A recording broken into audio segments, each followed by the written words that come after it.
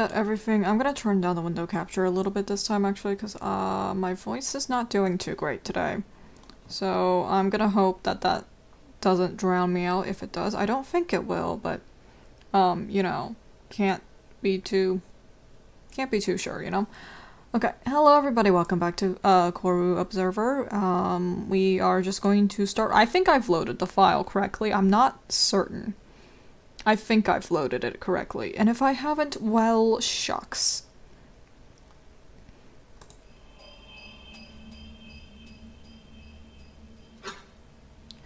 Hey buddy, good to see you. I was just checking the activity over last night. This is pretty similar to what I saw when FunFriend fixed the first part of the collapse, but the next part of it is ready to view. Judging by the amount of activity, this is probably a larger one. So, sorry if you still think the framing device sucks, lol. Go on in. Also, I was curious after work the other day. Started looking at some old news and video archives from when the collapse happened. Remember when videos were all on one site? That must have been nice. Anyway, didn't find anything too groundbreaking. Just had some observations if you want to hear them when you got a minute. But right now we gotta get you back into it. I know it's only been a few days, but people are starting to ask questions about how this one's going. I've been stalling, but, you know. Not sure how long that's going to work, whether it's a matter of weeks or even days. What we have is probably already a bombshell. But I don't want to turn this thing until it's nuclear. Alright. What's up? I have some questions. Let's hear them, I'll do my best. Thoughts on the collapse? You said you had some thoughts. Oh, yeah. So, I always thought it was a tragedy, especially since it was a cap on the golden age of human and obelisk relations. Like, truly golden age, but man, looking back at the news from these days, make me so sad. Videos, news, everything. Everyone felt like everything was going to change. And, I mean, things did change, but I'm talking space age change. Apparently everyone really thought we'd be exploring the stars with the obelisk. Like they'd uplift us or whatever. Alright, I'm off topic and I haven't even gotten to the topic yet. Basically, when the collapse started happening, people reported some truly strange events with the obelisk machines. Golems started acting erratically, but never actually hurt anyone. Like, I was watching this video of some annoying vlogger who was trying to interview one near a polygonation spire. Pretty sure it was the one close to New Zealand, actually. But right in the middle of him harassing this golem, its face flickers and it nearly falls over. Then it just starts floating past him right into the ocean and disappears near the surface. So the vlogger turns the camera back on his face and he's doing that surprise thumbnail thing they used to do back then. In the background, you can see other golems doing it too. Just before the spire starts collapsing and everyone has to run. Spooky shit, man. Even golems further inland apparently started going for the coast too. Oh, and there was this article I found. There was this one engineer that, Oh, and there was this article I found. There was this one engineer quote that had an accident with a golem. Didn't say their name, but there was a picture of the aftermath. They totally minced this golem they were working with, and then apologized to everyone and ran off. Pretty clear whatever seized all their tech had literally zero intent to harm a single human. So, what the hell are these golems attacking the embassy for?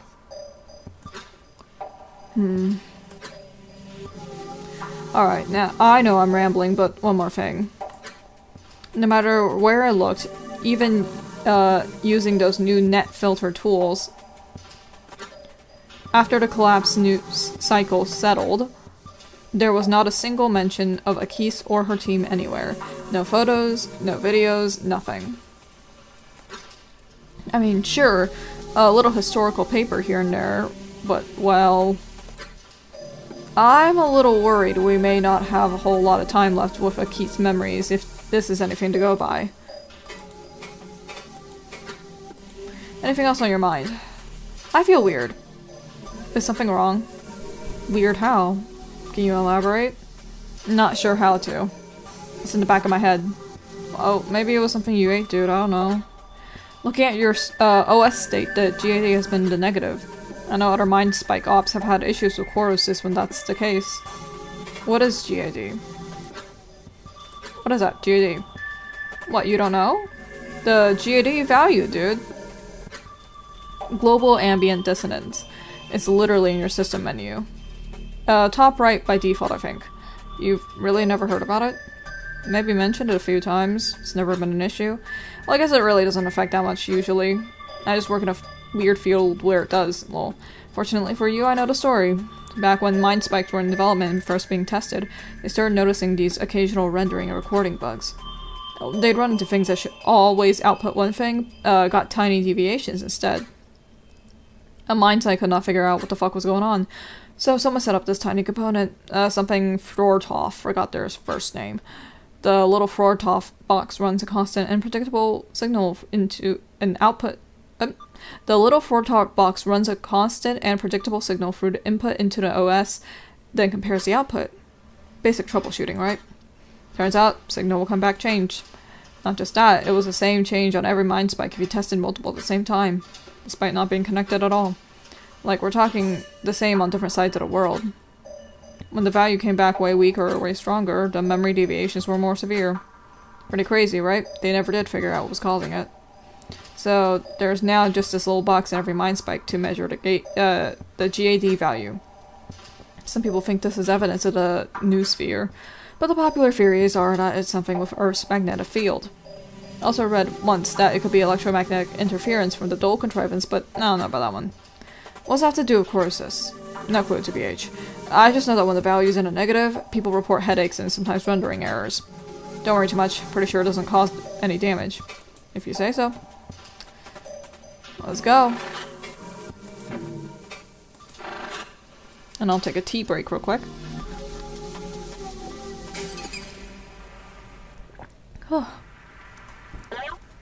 Interloper. Great gaze upon us again. I have news for the state of repairs. Hello, Interloper. What's new? After seeing you consume the memories of the embassy so quickly, I repaired the golem maintenance portion of the collapse. This one took much longer than I wanted it to. I thought it would only take a few winks, but it did not. Oh, it did not, Interloper. I must have spent nearly a whole gaze on it. Interloper, I still have so much. Interloper, I have so much to do still. But I must tell you, the more I repair the collapse, the less I want to. Seems like things are only getting worse, but it is my duty, especially if it means I can know what happened to Akist. Regardless, that is enough for now. I must return to my work. Entertain yourself with it for now, and do not bother me for a while. Alright, did you need anything else? I gotta go. Okay, I will be here.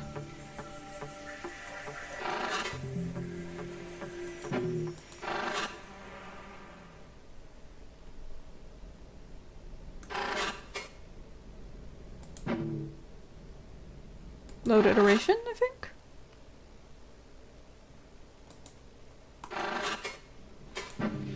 Golem maintenance. Okay. I think that's what we were on last time. I don't remember too well. Warning, mind spike usage may present visuals which trigger seizures for people with photosensitive epilepsy, including flashes of color. Ensure hardware acceleration is active to avoid Chrono's misalignment. Content modifying extensions may interfere with performance. User discretion is advised. Let me just double check real quick. Yeah, let me just double check that way.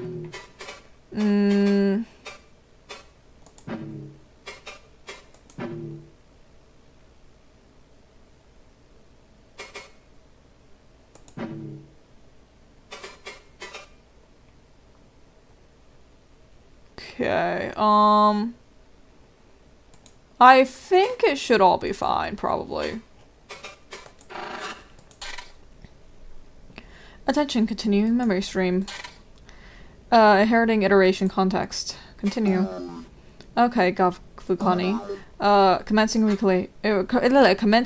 relocation. The descent begins, though it is terribly unsteady. Was that something knocking against the underside of the chamber? Move friend does not get far before it slows to a halt again. Wow. Friends, please forgive the turbulence. Corruvi density is unusually high in this area. Aqueous low activity corru occupies space between cystic origins, terrestrial use only. In fact, all standard currents have ceased. But do not worry, I can still get you where you need to go. What does that mean for the spire? I feel the chamber's ground shift beneath us, pulling outwards. Ah, it is forming limbs outside the chamber. Indeed, it must physically crawl through the spire blood and drag the chamber with it. An extremely strenuous process, I suspect. I must focus on the locomotion, sorry. Please ask the construction within the please ask the constructor within the chamber. I see. I look towards Tozek at first. He looks back at me absently, then makes an uncertain gesture with his receptors, before I can ask it to clarify when the mind cores announces themselves. That is me. I sense some surprise between the equivoques. That would be a little funny if not for the circumstances. Their Kiv rarely take part directly in structural management. If the Corrai is no longer correctly distributed across the spire, that means it is going to be pooling at the lower levels, and grow more dense as the layers separate until, well, the lower levels will be crushed by the pressure. And then the spire's outer walls will explode. As you can imagine, my friends, not conductive to our goals. The grounds might be destroyed, but so would the explanation for all this, along with any would-be survivors. Exactly. There's a solution to this, but we require grounds mind control. It seems that the perpetrator is not properly attending to the structure systems. Do you expect us to be able to get there in time? The ground mind's raised at the lowest portion of the spire. Well, I'll say our chances are not ideal, but what else can we do? I sense a spark of inspiration from Tozek, even reflected in his receptors, but he does not yet speak up, hesitant to share an unfinished spot. While we wait for the move friend to deliver us to Golem maintenance, a plan should be devised, and we should get a profile of Itzel's Kivi. What to ask first? In the near silent tension of our descent, I feel our lack of a clear plan is causing even more anxiety. All are in thought, even though Itzel is pacing. So I speak up of what I know. My friends, the time is coming. We should align our paths. I briefly pause to garner their collective attention, then continue. I'm unfamiliar with the layout of the Golem maintenance segment, but Itzel, you know it well, yes? Itzel seizes their endless skittering to nervously wave their receptors. Oh yes, even better than my own home. Excellent, then tell me if any of this seems unreasonable. When we arrive, we should immediately find ways to arm ourselves. Assuming the foundry vats are still operational, we need only find some schematics. Next, we should probably find a body for Akis. If the structure fails, then this will not yield us any gain. Immediately, the morale I was attempting to build is crushed. There is a pang of fear again, though this time it is mine. The possibility of all of us unceremoniously dying on our way. Completely out of our control, really. Yes, Tozek, I know, but... No, you see, I have an idea. I was here recently while giving advice on the design of the deep-sea constructor golems. It was in the distribution area of the manufactured tendril that I was seeing something unusual. For quick deployment, they have their own grounds mind re-override. There was a chut using it to directly release golems to the exterior of the spire. Ah, of course. It is only a small range in which it is effective, but that could just be enough to delay total collapse. Do you think that could work, Karik? Oh yes. By releasing some of the pressure, that should buy us some time. And so he shapes morale back up, though in a different design. We can use that to evacuate any survivors we find. It can form tunnels to the outside, yes. The way Milta stands and fidgets. If a tunnel opened, she would scramble through it without any thought. The very same fear as in fresh surface runners. Cowardice, perhaps, but I cannot truly blame her. A remote coordinator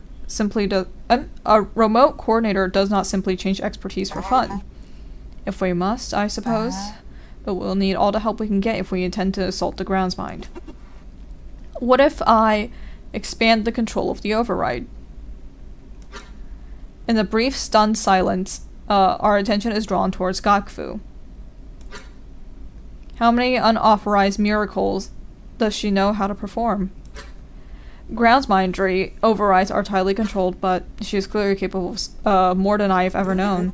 How could you possibly do that? In fact, how have you been doing any of this? It is so convenient that you can guide us through the impossible as you have been.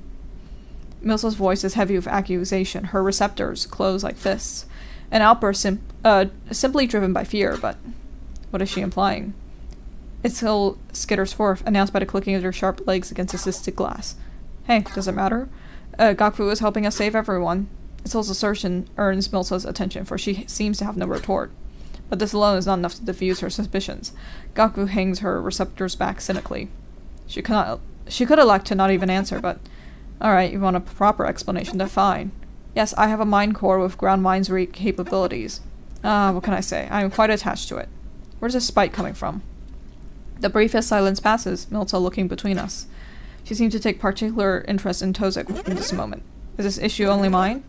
Our tools and golems usurped and here before us is a cynical veil with that very ability? Is your ground mind's destination truly to help us? Milsa reaches a peak and Tozek's eyes me. Itzel backs off to the corner of Karik, their eye drifting with concern now. I will admit this coincidence did not even occur to me. It is suspicious, but it is without roots. Gakfu would never intend us harm. Yes, I should intervene. Milsa. She pauses and gazes at me, her receptors tightly releasing from her fist-like clench. I have worked with Gakfu long enough to know. She could not be doing this. In fact, the terror I felt from her when she was first attacked... No, she could not be a perpetrator. But it is still unusual this is true. Thus, I turned to Gakfu, disappointed at her unhelpful handling of the situation. She seemed proud of herself for her little joke, but now I see apologetic shame. Her tone softens to explain. Yes, I know how it looks. The truth is complex. Milsa, you must trust that I am here to help. I can explain everything later. But we have to get out of here intact first. I see a wordless agreement as Milsa's receptors loosen their tension. Though they do not stray near one another, they have an accord for now. Okay. We return to our path. Top priority, use the override in manufacturing to stop the structure from collapsing. Next, arm ourselves. In fact, if we can make even more time-stopper connections, the better. Also, we should find suitable bodies for Itzel and Karik. Then find any survivors, Itzel's Kiwi included. Finally, we descend to the grounds mind and cease this madness. Alright? Sounds good? The others agree with simple forward waving of their receptors. Excellent. What else? Itzel, tell me about your Kiwi. Their name, receptors, where you think they might be. Anything will help. As I said that, I felt a murmur of my larval life, searching for missing runners. I may have said those exact words before. Velsi's fondness for repetition is truly nauseating. Oh, okay. Her name is, Doz Kalvi Kiv Geditsky, and she styles herself with a broken receptor. She is okay, of course, it's just a strange styling. I do not know which area she would be in specifically. She was covering for me when I reconnected with some family over the collective. She does not really enjoy the company of my family very much, and I do not blame her. They were never really happy about me finding a mate from another cave city, you see. Itzel trails off after seeing the look upon my face and receptors. Am I too flat? Should I be more interested in their romance? Right, I was gonna say, I do not know which area she would be in. She was simply a substitute for my hands for the gaze. So, wherever you may find a Keith, I think. They probably had her in manufacturing. I see. Thank you. We'll find her, Itzel. Milsa. Yeah, Milsa. Keith, hello. Sorry. Once it seems she may launch into an apology, gesturing even with her furred arm. But I simply waved the notion away with my receptors. She seems more at ease with my acceptance. At this point, there are no laws binding us anymore. The only thing that matters is survival. And I trust that you will stand with us in against whatever awaits. Yes, of course. Gakfu pretends to be uninterested in our conversation. The room is too small for any secrets. But let me say, there's a reason Akiva frowns upon mobile grounds mindry. I never much cared for structuralism, but the anti-structuralists were a sour option themselves. They use illegal grounds mindry to sow chaos anonymously. I mean, that is all flicker in the past now, but still, the flame is carried into depth still. This could be a coordinated attack, not just by one person, but many. If you can trust Gakfu, I will trust her too. And these times we must, despite whatever may hang over us. Well, a strange turn of phrase, but she certainly means culturally. But there's something in her tone. I feel a certain way to it. Has her larval history affected her so severely? Or is she within the greater conflict herself? Despite her flightness and outburst, I feel I can trust her. She must simply be scared beyond her limits. Remote coordinators like her rarely saw any direct action, only ever experiencing the tremors of the surface through their distant eyes. It seems that the terror has found her now. Final death has never been closer to all of us. True. After. Karik, did you mention earlier that your— oh, sorry, not after, Sphere! Did you mention that your Sphere reserves were low? I'm unsure if I should crouch while speaking to the mind cores. Seems kinder but it seems kinder than looming over them. Yes, I did. I know repairing Moo Friend comes first, but if there's any left, I would not protest. There is a little, do not worry. I draw a cube of fur from our stash. Simply set it beside Karik. Because though the thought occurred to me, feeding her directly would be so strange. Thankfully, Karik does not hold conflict. Thank you, Keys. You coil an emergency leg around the sphere and press it against their side. Their shell extends to envelop it and draw it inward. Ah, that is much better. I appreciate your efforts, my friend. Of course. With my curiosity sated, we wait. The remaining sphere we collected is distributed amongst ourselves. To mend wounds, attempt repairs to inner components, so on. And there is some small chat here and there, but in time our progress slows to a worrying degree. In fact, the core no longer murmurs past the walls as it did. Okay, friends, good news. The density is so high I was not able to get you to the usual entry point. In fact, the entire segment is surrounded by dangerously dense corvi. Sorry, that's not the good news yet. Here it is. We are near one of the personal tendrils of the golem maintenance segment. It seems to have sunken and partially collapsed from the damage, but it is still attached to the main area. I can connect you there, but until the corvi flows are restored, that's the best I can do. Oh, my room. How will we get around without a Moo Friend? I was able to help before, but that is not sustainable. Especially not if the density is going to be very high. Oh. Gakfu, the entire floor is connected. It is not like your segment at all.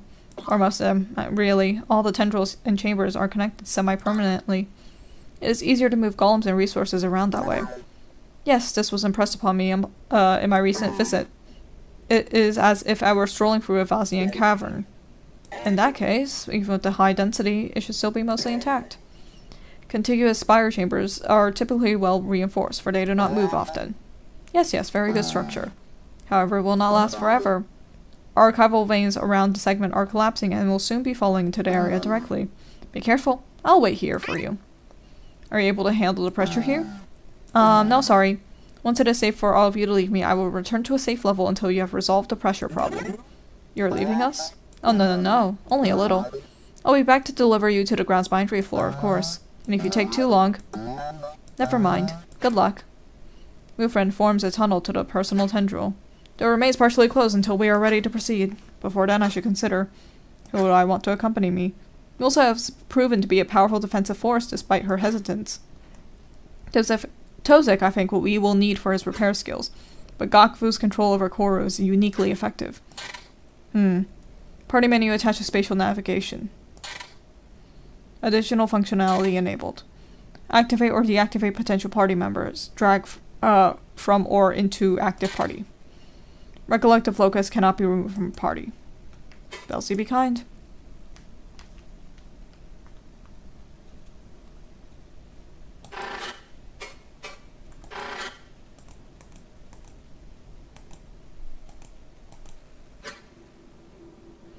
We advance to the personnel tendril, those of us with time stopper connectors at the front. Moo Friend's tunnel becomes slowly crooked as it adjusts to the uneven tendril. The core walls take the form of our false cavestone, just like our recreation chamber. And a quick tea break for me. Oof. And so the terrible brutality before us is like a vision of the past. But here it is now, a failed barricade given way to invasion. And it is silent without sign of foe. The quo here are dissected, mind cores half dissolved in their bed components. The others avert their gaze after a quick scan, but I find myself staring. Why are their bodies so intact? Why such precision? Regardless, I do not see any sign of Itzel's Kivi. These are Jut and Vel.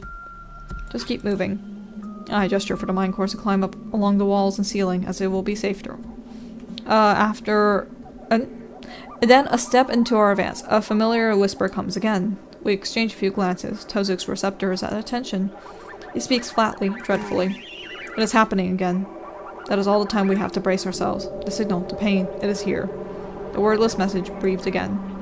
Feel stronger, but we still stand. Are we more resilient? I can think this time. The pain is not mine.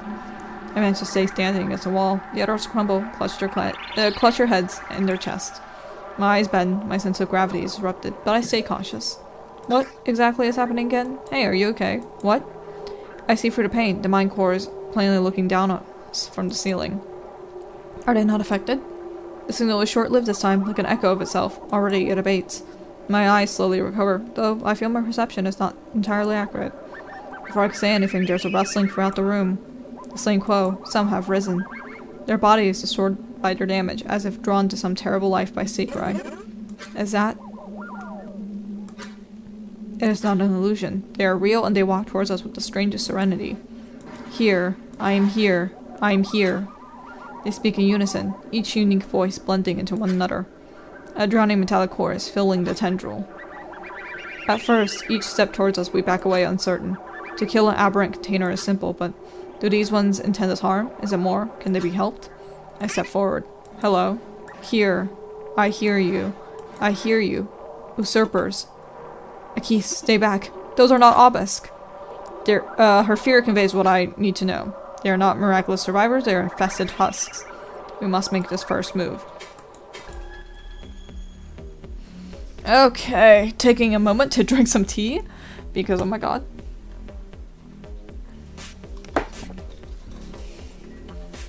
Whew. The good thing about these combat is I don't really have to read too much out loud if I don't have to. Or if I don't wanna. And also I have cookies with me today. Oh, I dropped a cookie crumb. No.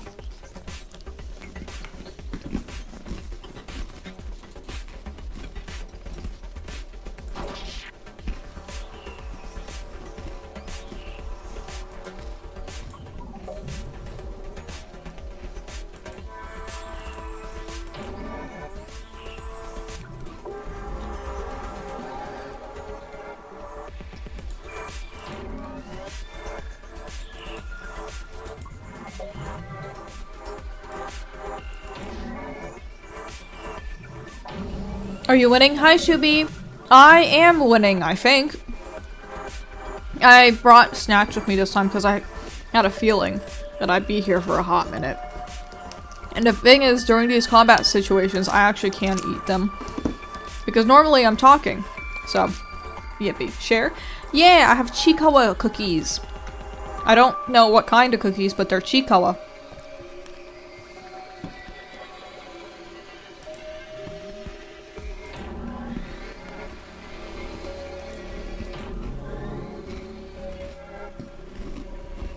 Why are you eating Chikawa? Because Chikawa's good. Very tasty.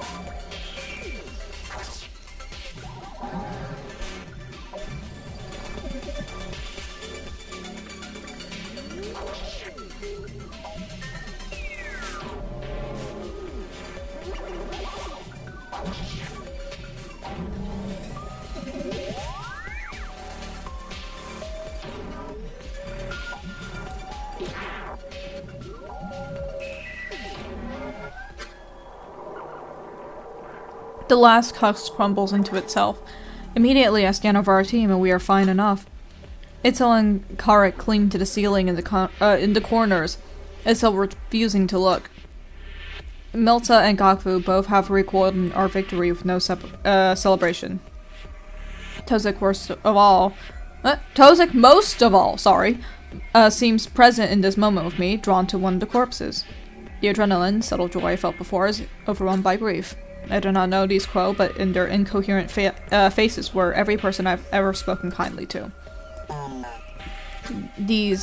He nearly addresses them as Quo, but thinks better of it as his voice shakes into a pause. They have no mark of control, no sigil or connector. No mind core. How is this even possible? Our bodies are too complex even for regular grounds mindry.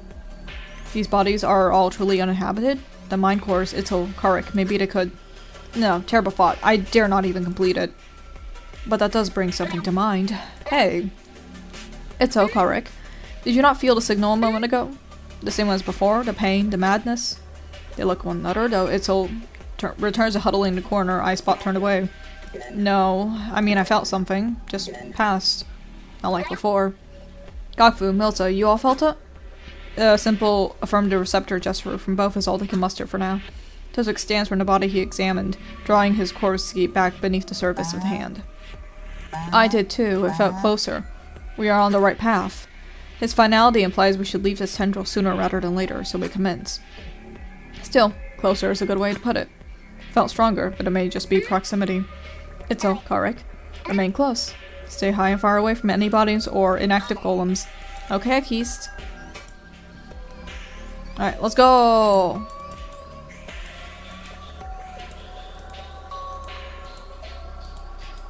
Huh?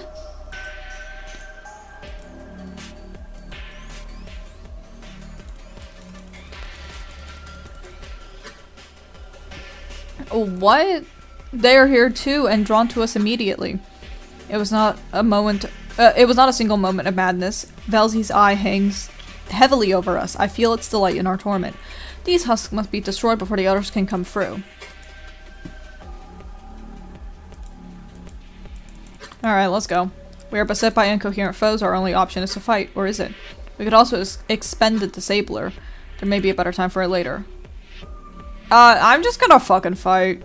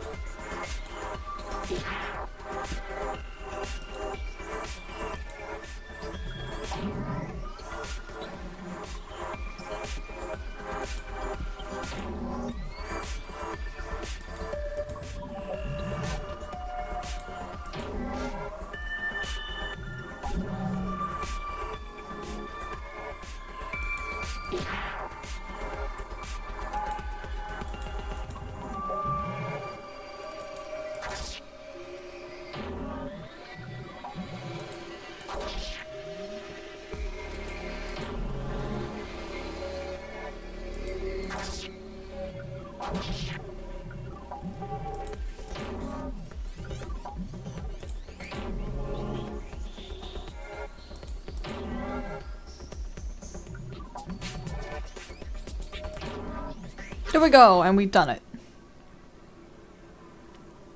There we go. With the area clear, I also notice it.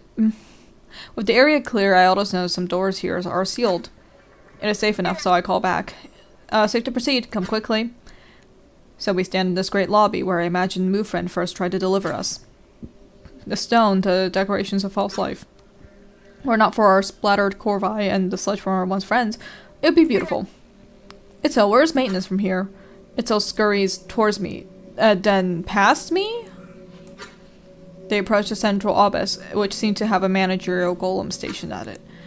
It is inactive. I did not even notice that at first. Uncanny. Resembles a quo more than a golem. Gelly? Sorry, Keys, I will answer you, but I must see. Itzel climbs up onto the golem's shoulder, then extends a branched receptor towards its head. Tozek steps forward, reaching out in objection. Itzel, you should not take any chances with. Of course, it is too late, as Itzel has already connected with it. In an instant, the golem's face flickers to life, its glow restored. Then comes the rest of its body. Looks down at the mind Quran's shoulder away from us.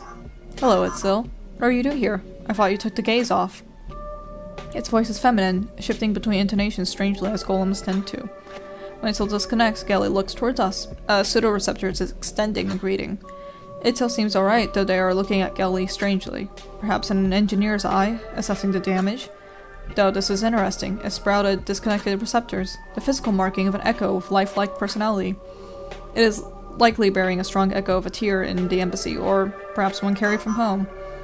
Oh, welcome. You are all from another division? If you were hoping to use the... Gelly's eyes drift around, scanning over the carnage, the damaged ceiling and walls. It seems to stare at me with the strangest expression of bafflement. Or through me? I move out of the way, but it stares at me still. I look over my shoulder with a spin in my head. But when I look back at the golem, it now looks at me, not like before. I see. Gelly! Oh, you are okay. Can you help us? There is emergency. Everything's going crazy. Itzel scurries onto the desk to speak with the golem. Gelly smiles like a bright cousin, dipping its head respectfully. A strange behavior to assign to a golem. I suspect that they want the quo here to practice smiling in case of public appearance. I will do what I can. What do you need? The doors all seem to be locked. Maybe this golem can help us through. Gelly, I'm a Keist.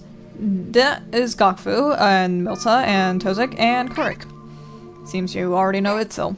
There's some sort of attack upon the spire. We thought it was a grounds mine at first, but now unoccupied quo bodies are being manipulated too. Did you receive any communications or signals while inactive? Gelly gives a negative wave of its pseudo-receptors. No communications, Akis. Although I had the strangest dream. An endless repetition of the same terrible gaze forever. Couldn't wake up from it. Stranger still is that I'm not supposed to dream, you see. But then came Itzel to save you. Thank you, my friend. By the way, I do not recall you being so small. You look so silly. Gelly giggles with a strange naivete. Itzel chuckles, but out of discomfort, slowly crawling away from the golem. Does not seem to fully grasp the nature of the emergency, even with the bodies before it. Is this a manifestation of incoherence, or simply how the echo was designed? Either way, a managerial golem like Gelly will be invaluable for monitoring the spire's health. Gelly, do you know where the grounds mindry override is? It is in manufacturing, yes. Let me see. Gelly's face freezes as it draws its attention inwards. It seems to be connected directly to the floor and undoubtedly a larger organ beneath. I suspect Gelly can sense the entire segment in some capacity. Yes, it is. And the override is within the distribution chamber, which is the final segment opposite to the entrance. Just walk through and you'll see it. Gelly is visibly pleased with its answer, smiling again.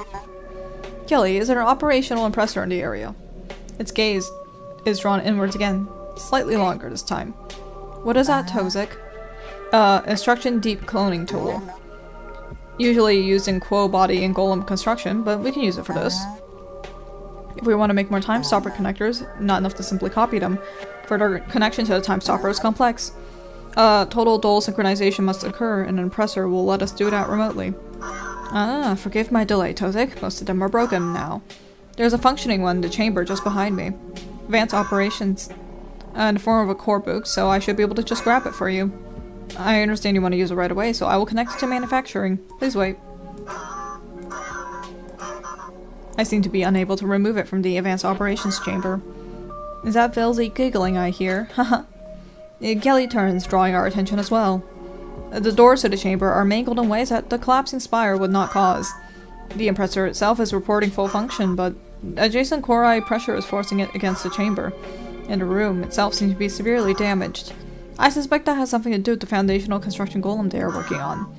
Due to the damage, I am unable to see inside and cannot establish contact. If you wish to use the grounds mindry override, you may be able to fix the door and pressure. My control over the local area is very limited by comparison. So yes, please do that, and ensure everyone inside is alright. Gelly! Have you seen my Kivi? You recall her, yes? Of course I remember. Doski, I heard you call her. Why would she be here? Never mind. She's just here, okay? We need to find her. Oh, well, I cannot really help you. And there are so many relays not responding right now, but while you look for her, please show your friend is around. There's so much to see. Again, Gelly seems pleased with its tone-deaf response. Alright, the plan here is the same, then. We stop the collapse, find Itzel's Kiwi, and any survivors. We scrape together what we can, and then we proceed. Can you open the smaller doors nearby for us if they are clear? Yes. Directly connected tendrils are sphere supply, manufacturing, and minor operations. I cannot open them all immediately, but I am standing by to open the doors for you. For I sense there are non-quote entities within each, and they are not responding to my identification requests. So I must keep them closed in for now. If you see them, please let them know to respond to me as soon as they can. Let me know if you need anything else. I linger near Gelly, thinking about what lies behind. Hello, Keys, what do you need? What can you tell me about manufacturing? It's in the name, yes. Home to a number of slow and fast foundry vats for varying levels of core instruction. And that is where the grounds minery override is for distribution purposes. From here, I can feel that it's largely intact, but Gelly shakes his head and receptors both slowly. It pauses to think about something, then opens its pseudo-receptors in bafflement.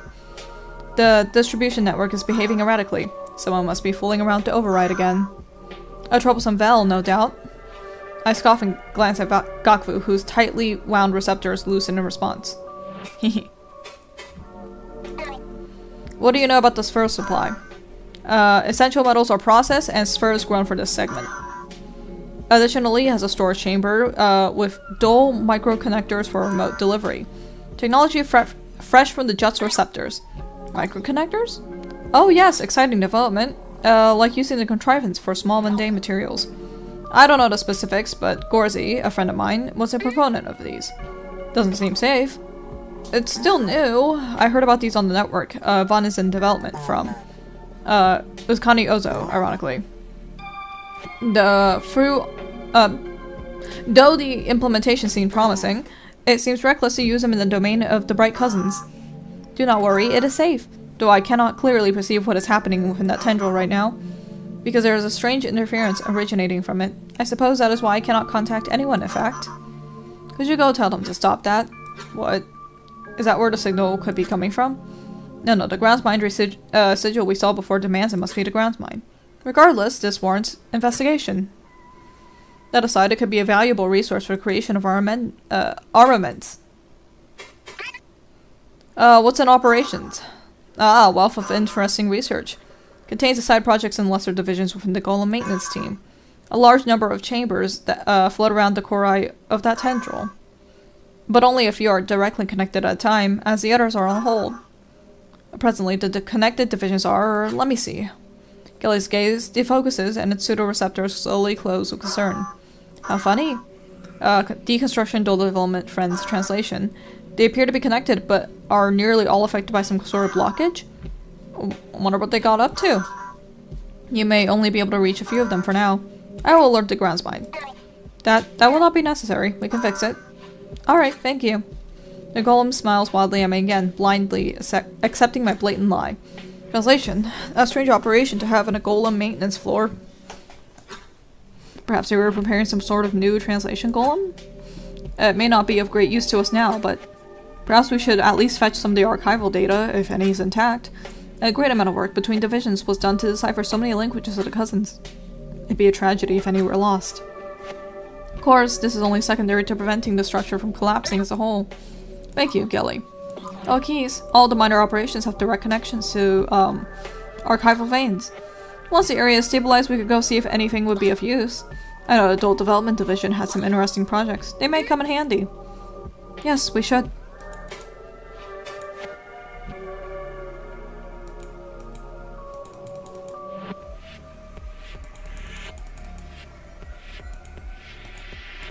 Just go. Just go. I'm not gonna bother with trying to out-navigate these motherfuckers. Are you kidding me?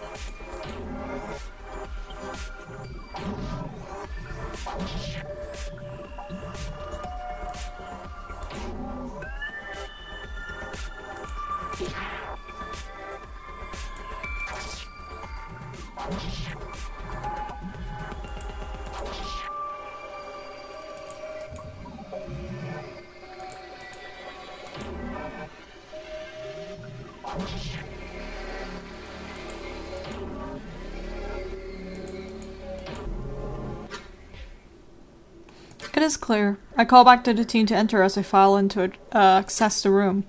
Tozik approaches the vats, prodding at their sides and testing connections. The vats are functional. Strange.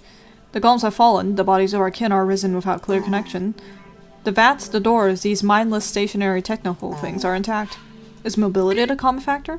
What about move friend? No, that was different. It was the ground's mind noticing our interference. Suddenly, Gakfu doubles over in pain. She clutches her head in her claws. Gakfu? What is that? That noise. Do you hear that? Ugh. Belzy above, it is screaming into my mind core. Gakfu looks around and then ahead at the room we have yet to explore. I don't hear anything. Gakfu notices our confusion, turning her focus inwards. I must be feeling it from my ground's mindry. It's a dull signal. If I can feel it without a communicator by simply approaching it, then it is very strong. I just turned my communicator on for an instant. No, I hear it too. Same as before, but like the first part of it over and over. Do not enable yours, my friends. It hurts. I need not test their assertions. Milta clutches her face, enduring whatever it is she has exposed herself to. She lowers her claws, a realization forming in her open receptors. That's the noise! I heard it earlier over and over before he found me.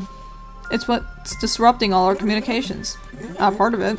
Maybe we can destroy it to restore clarity? That's a storage room.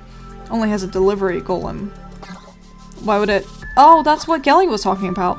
It uses dual microconnectors to sense fur around the spire.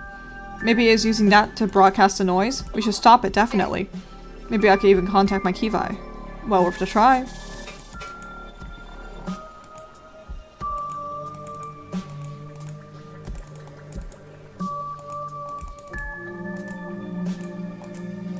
Ah! The room twists madly around the golem at its center. Whatever spur storage it may have managed before is obscured by the light. Or is it merely all gone? Did it send it all somewhere? Dual microtunnels flash in the air around the golem, sometimes even cleaving for itself. This is remarkably dangerous. But sure enough, now even I can hear the signal pulsing from it over and over. Was it directed to do this? Or is it dual feedback from the microtunnels? No matter, we must destroy it immediately. Okay, before I do that, I am actually going to put a jacket on because it's a little chilly in here. Goodness. Okay.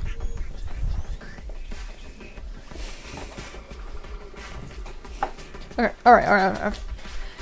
What the hell am I doing now? Oh, right.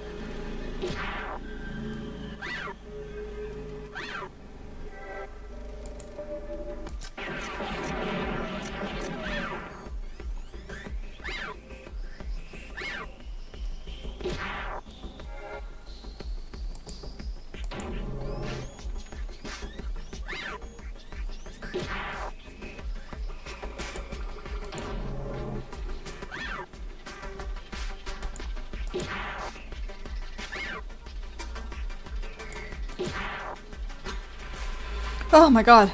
The limbs ceased their flailing. It collapsed into the ground with enough force to sludge the false stone decorating the floor. The tunnels are sealed. That terrible noise is distant. We allow the peaceful silence to persist before I call back. Clear. The rest of the team enters a half-melted chamber, witnessing the sludge remains of our foe. Gaku, most of all, seems to stand taller, receptors at ease. So much better. And it works? We forced away the claws of Elsie. I'm getting clear enough communications despite the damage. The noise is distant. Good. Is it suitable to make some calls? Are you picking anything up? Yes. So much better now, at least in terms of functionality. What I'm hearing on open communication is very bad, but we can use it now. Very good. I wave everyone closer. Who among us has a working communicator still? Gaku Tozik, I know yours was broken. Mine is working, but it is part of my personal device, which I certainly should not lend to anyone of my knowledge. I make it clear that my tone, despite the receptors it earns me. Milza, is yours still functional after that last exposure? Yeah, it was damaged a little, but I think I can still use it. It's a standalone, so I can pass it around. Which of you would like to use it first? Perfect. Neither Itzel or I have a communicator built into our minds. You should use it first. Then Tovik Gakfu, either of you want to use it next? I can call my friend later. Oh, thank you. Yes, please. Absolutely.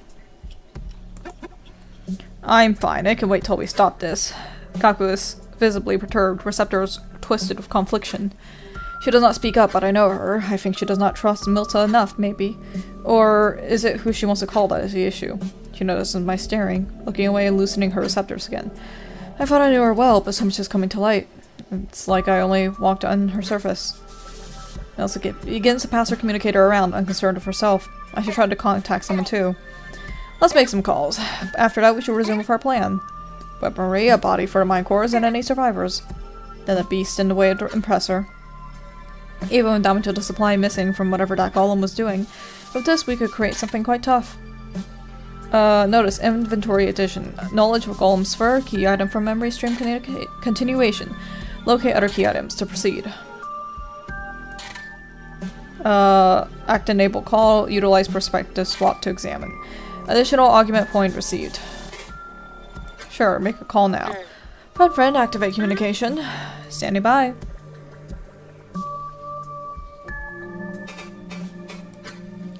Kavik, we need to know if he is still in the spire at all. Okay. Connection established. Kavik? Akis? You got through? It's so clear now. I nearly fall over from the relief. The thought of him dead from this. Akis, where are you? We can come get you. What do you mean? We, how many do you have? You have a way around too? Do you? We've been using the archival tunnels. Most are connected despite the collapsing. Bosco has been taking care of all the golems. With what? We have the only time stopper in the embassy.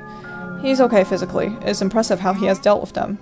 He's not really doing so well otherwise. It's been brutal, but he's leading us down regardless. There used to be more of us, but now it's just me and Bosco. Down? What? Why?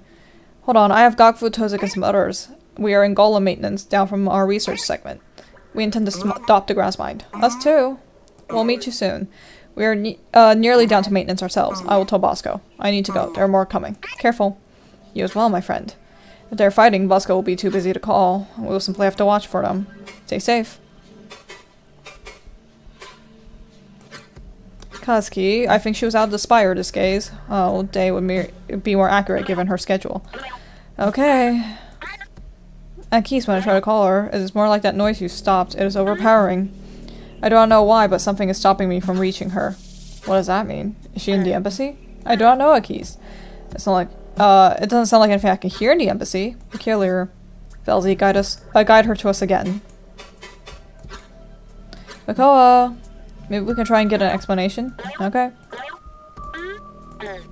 No, nothing. I cannot even locate her communication signature. Her device must be destroyed. I hope she's not behind this. Vel's luck. Gordon, if the cousins may have any involvement in this, he will know. Perhaps they can help us evacuate. Fun friend, contact him. He should still have the dual communicator I gave him. Assuming he did not try to kill him. Okay. Connection established. Gordon's voice is distant. He is strained. It sounds like he is running. I hear something fall and clatter on the ground. Damn it, get back here. Hello, Akist? Gordon, are you alright? Hold on, when you started calling this thing, there's a loud scuffling against the auditory membrane. Ow, little bastard. It crawled out of my pocket and ran away, and now it's stabbing me. Grasp it by the sides and crush the legs inwards. Again comes a scuffle and a series of cracks. The connection wavers slightly. Gordon sighs. That's better. Akist, I just got off a half-dozen other calls. They sent a probe. They did it, those fuckers. Sorry, they completely went over our heads. I know, I promise you, I even had assurances from everyone above me. What is he implying? Did he... I nearly double over out of anxiety, my receptors crushing into themselves. Even worse is that it waited to tell me. I don't know how long it's been. But the reports I've been getting, I can hardly make any sense of it. Polygonation, spires collapsing, your ship spiraling out of control, it's... Gordon, no, this massacre cannot be because of us. Because of me.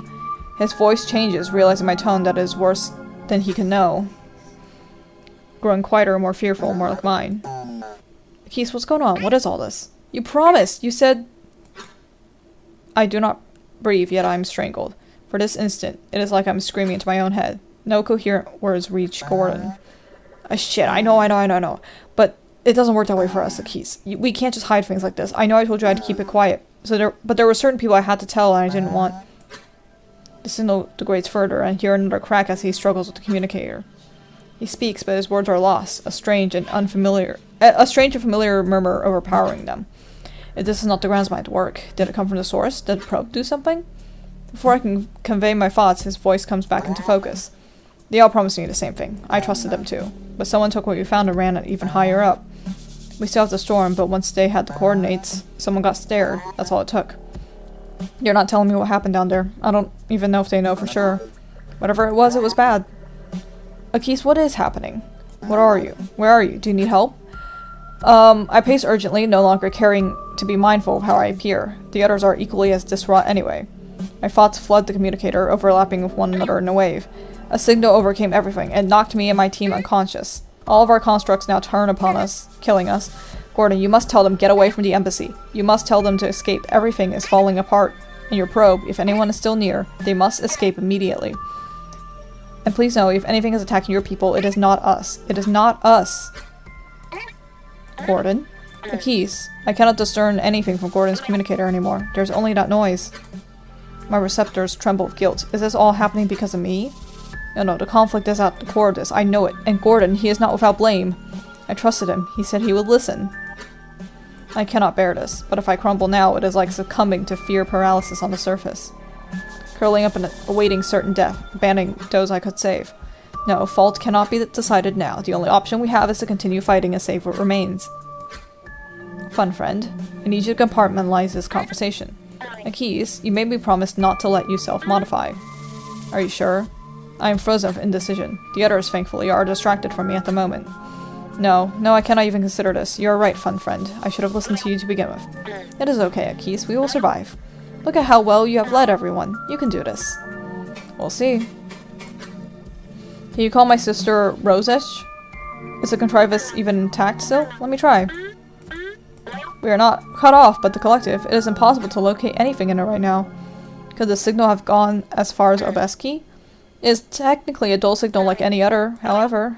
Given the strength that it is hitting you and everyone else with, I feel this is a targeted attack. If it reached Obeski, I do not think it would have the same effect. But they would certainly be able to hear it. That is just hopeful thinking, fun friend. But I suppose that is your purpose. I will accept this for now.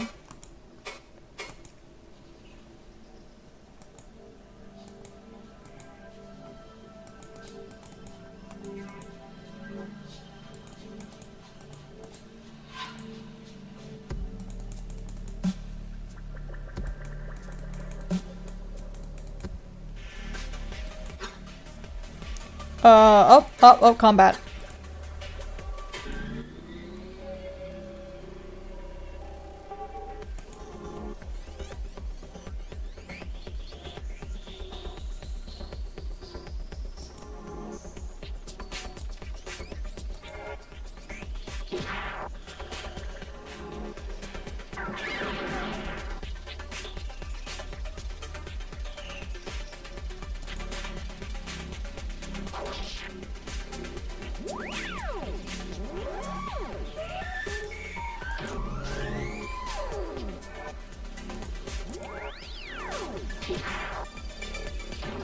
Ah!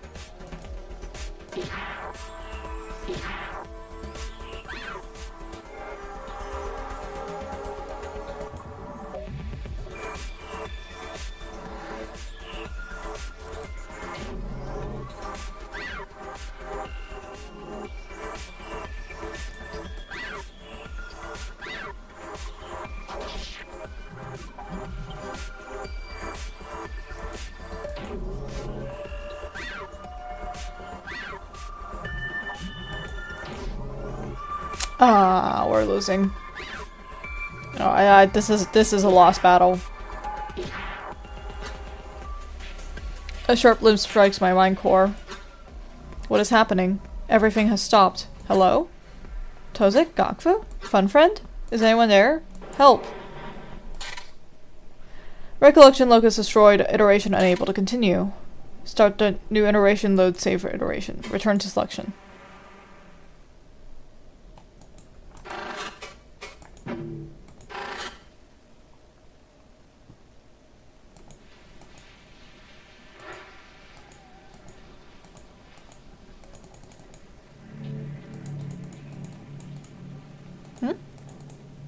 Oh, don't tell me I have to do all that again.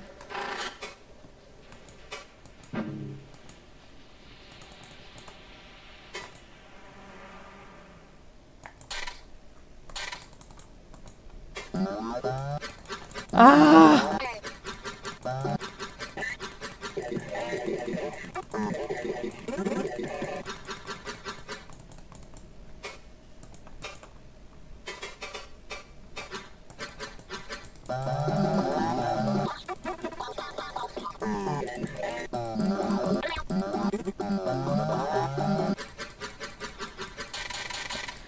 Alright, there we go. Okay.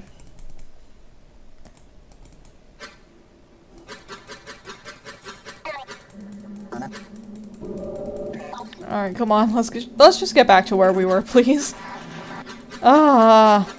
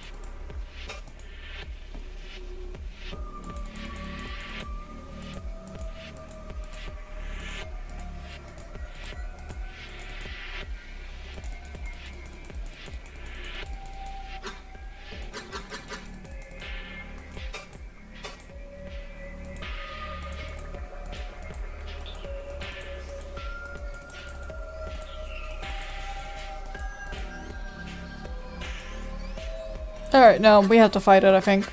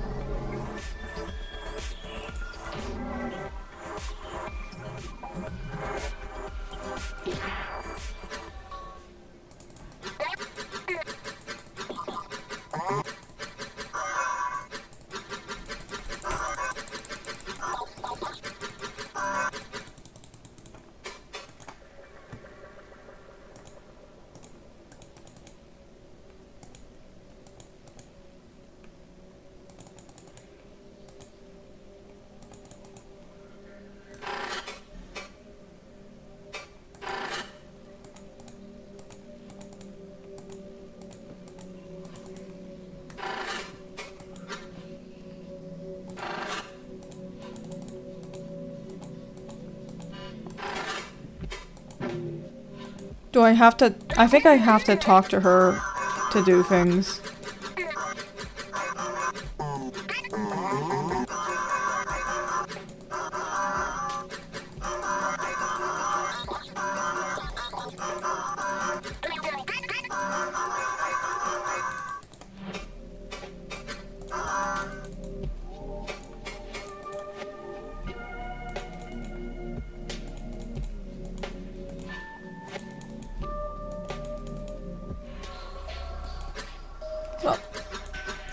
What is this? I don't think we found this before. What the hell?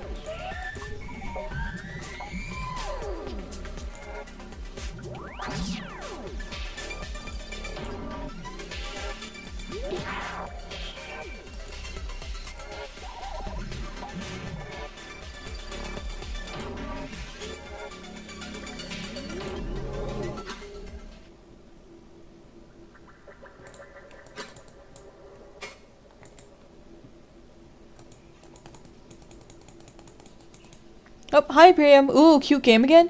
Yeah, very cute, very spooky. I do not know where I'm supposed to go though. Oh. Okay. Move friend is gone for now, there is no way back. Okay, so I'm not supposed to be here. Got it, got it, got it, got it, got it.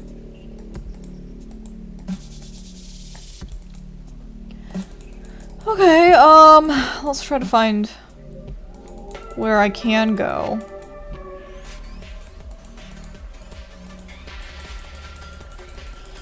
Ah, shit. I thought I could dodge. Oh no.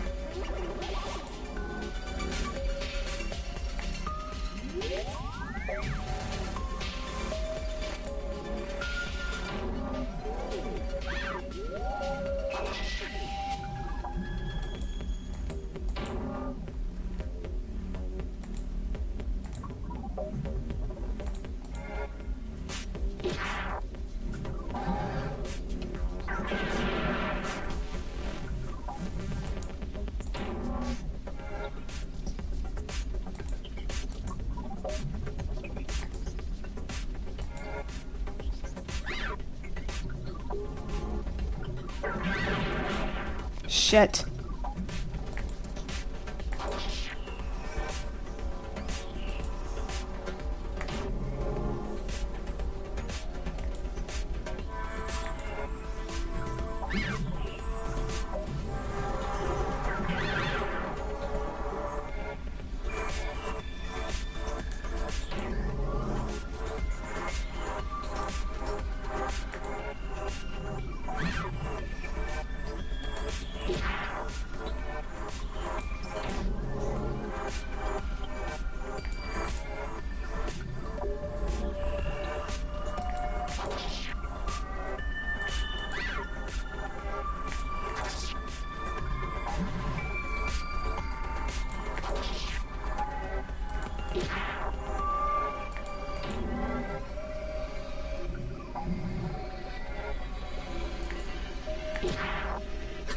There we go, much better than before. No devices in the breeze. God friggin' damn it, can you give me drops? Okay, I have a feeling I was supposed to go here, right?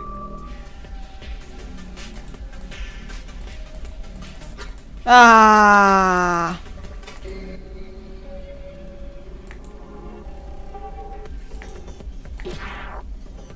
That's not what I meant to do. Hmm.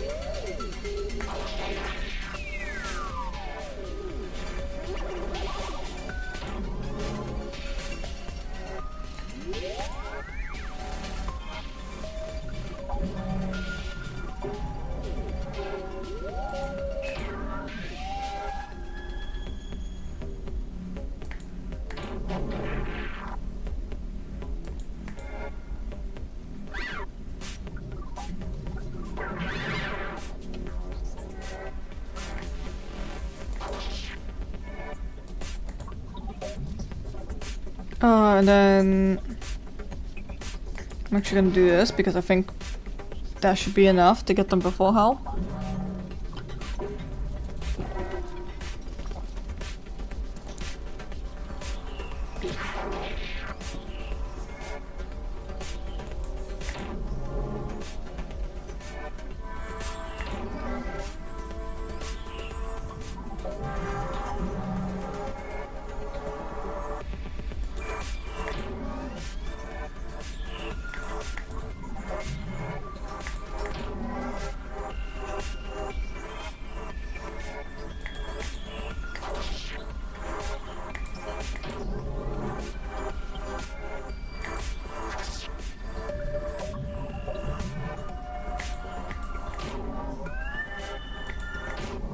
There we go. It is clear. I call back to the team to enter and they fell in to assess the room. Oh, this is the vats. Okay. Yeah, these are the vats, so we've been here before.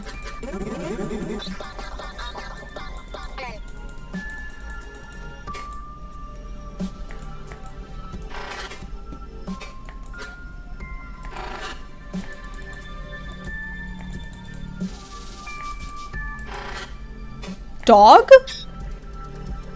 Recollection, inherited context, dog. Did I say dog? Is there a dog in an embassy? No, wait. Ignoring form specification. Okay, that's stupid. Never mind. It's a bug. Great! I love that for us. Incorrect. That was not the way. That's the way we came from. Oh, it's this fucking thing again. God freaking damn it.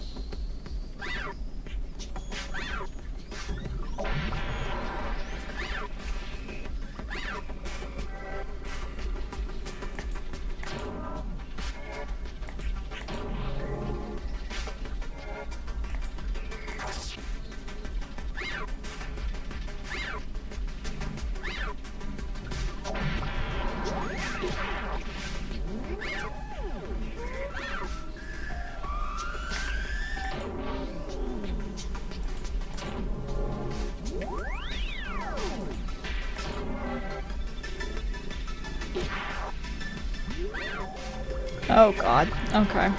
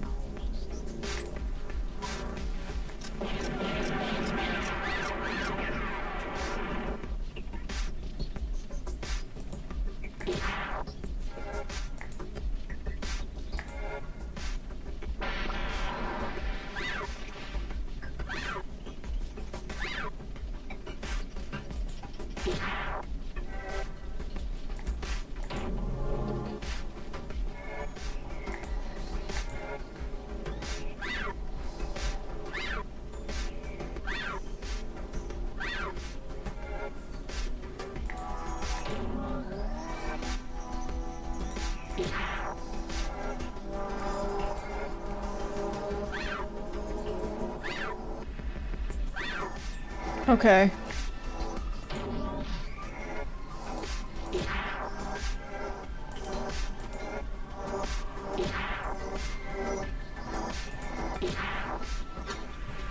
There we go. Jesus Christ.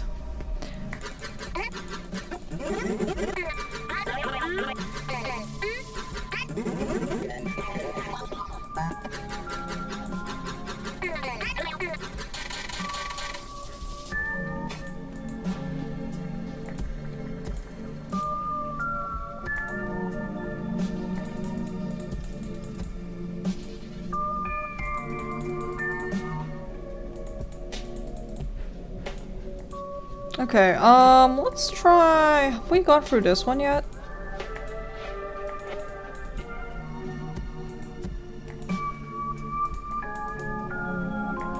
I don't think so.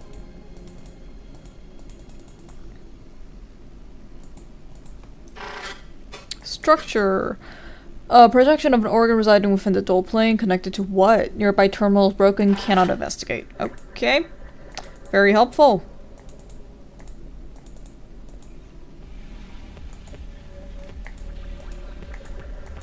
Alright, fine, fine, fine, I'll fight. God frickin' damn it.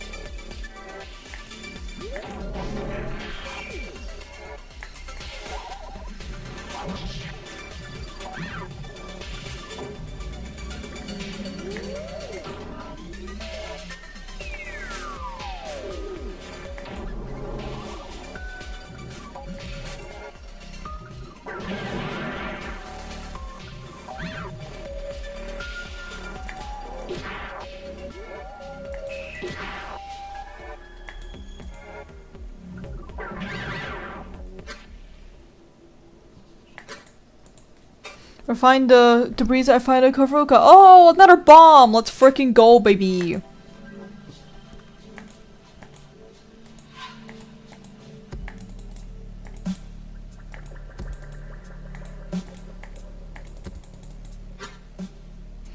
As we step into the main hall once again, the ground trembles. A rumble from above. Is another vein collapse? We back up, ready to escape into the room behind us. No, too quick. Too quiet. Like the No, too quick, too quiet, like the directed detonation of a corru. Another. The ceiling gives way, letting forth the blood spire. At first it is one hole, then it keeps going, as parts of an archival vein collapse through the ceiling. An archival golem stands in the sludge, still alive, crushed by the debris before it can engage us. Then it's quiet. Operations hall lit by the dazzling archival lights. This was another direct deconstruction. Who? We are good! Kavik! He drops from above, landing atop the sludgy debris with a splat. You're alive! At the first sound, he turns to us with aggression, but it fades instantly. What is it that he nearly threw at us? It has such a thin shell. Oh! A number of improvised explosives. Akist, is everyone alright? When we could not find you above, we fought the worst. I almost run to embrace him, and perhaps the first time in our deaths, with the bright lights from above forcing our eyes to adjust, it is too late for me to notice what has risen in the darkness behind him. The same archival golem, its hardy fist glimmering as we reach out. Kavik, behind! I activate the time stopper by reflex, as I have so many times now. But I do not think any of us can reach him in time. He is there, frozen, staring at me, as a sharpened golden limb sails for his chest. What do we do? Akist? There is nothing. I do not think there is anything we can do. Even if we all ran, it would be too late. Kavik has a heart-placed mind core. Our connection seems weaker now. Is it still moving? Kavik, I must not let anything go unsaid. Fun friend, we must send him a message. Cue the following, then establish a connection. Akist, I do not think he will have any time to process. Fun friend, listen now and then do it, no matter what. Kavik? What do I say? How far is it that we have traveled together? From our failures in our lives to our strides in death, you have been there since the beginning. And even with our stumbles and endless fountains of mutual forgiveness, I feel I must apologize again. All of this, it is my fault. How many times have I failed you now? I was afraid, Kavik. No, it is so long ago now. It is my sorrow to be your final thoughts. I cannot let it be this. Your imagination, the boundless joy and energy you found in death. Whatever is lost in all of this, you are what I still miss most of all. I hope you will find it again behind Velzy's stage. All that can be observed, physical reality, religious term now used scientifically. Partial translation, a heard description generated now. But I know. Velzy never lets us walk away so easily. We will see each other again. Until then, my friend. This message suffices. There is no time for any more. It'll be all the closure I can afford. I flex the nerve of the time stopper again, and I feel sharpened confusion as it activates. The others have no idea what I've done. He is turning, barely able to complete a syllable before. I turn away, and there is a great thud, a squelch, followed by a few utter splatters. My receptors are twisted into one another, the sharpest sorrow I have ever known piercing my heart. It will not be long before I have vengeance. Akist, you... I told you not to go ahead of me. That one was still intact. What? When I turn back, I see that Kavik is staring down at what remains of the golem. Then he brings that stare back up to me, speechless. most of all unharmed. Behind him is Bosco, who had dropped down, smashed a golem before it could. Fun friend, did that message get sent? Yes, Akist! Sorry, did you not want me to... No, Bosco waves one of his gauntlets to rid of Viscera. Good work. This vein was a clean detonation. Akist, good to see you all together. What's the situation? I'm unable to respond, locked in shock with Kavik. The tangle of my receptors becomes undone, slowly. He's not saying anything. There are no tears within us to be shed in our deathly forms. After the prolonged silence, Bosco glances between me and Kavik and then the others. My eyes break from Kavik, allowing my mind to breathe again. I must say something. The Time Stopper has been helping us survive. We are trying to get to the ground mine to stop all this madness. But we need weapons and a body for the two of the mine cores that we have saved.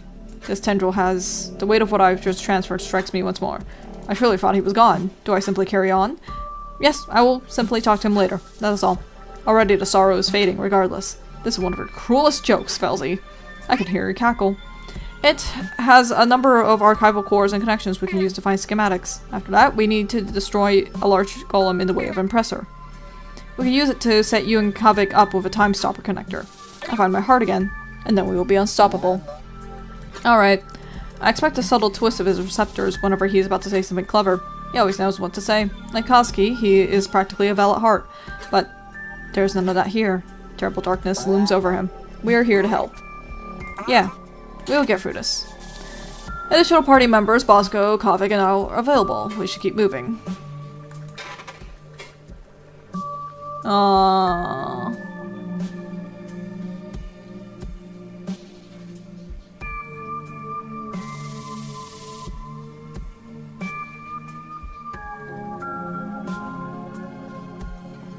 Temporary HP, ooh, not bad.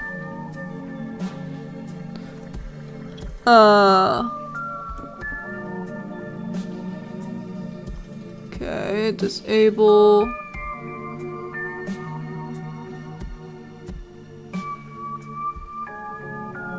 Redirection. Ooh, okay.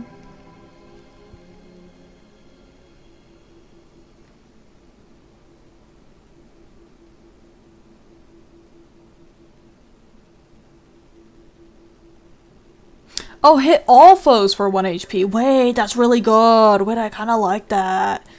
I'll keep it this way for now because I think I found a good groove with this team. But I will keep that in mind in case. Let me go find. I'm gonna save real quick.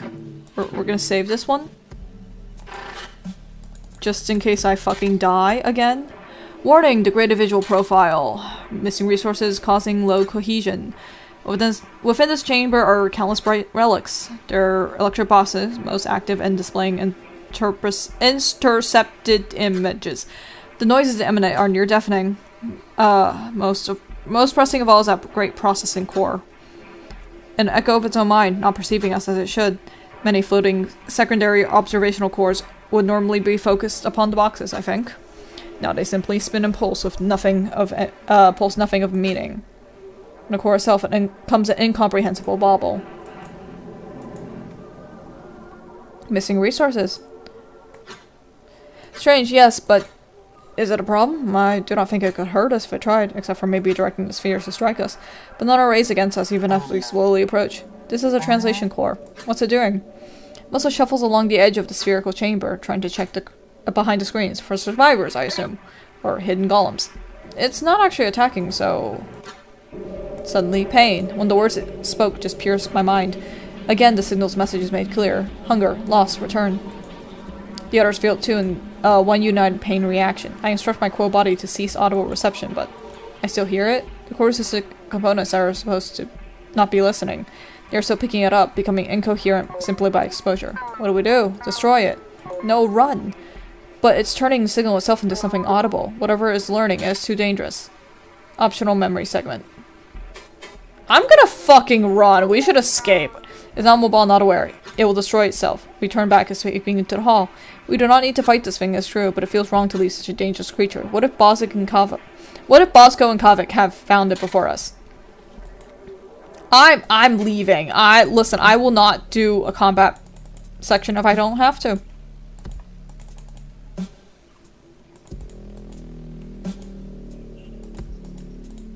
There's no point in me risking our lives when I'm not sure that I'll be able to make it through the rest of this fucking maze.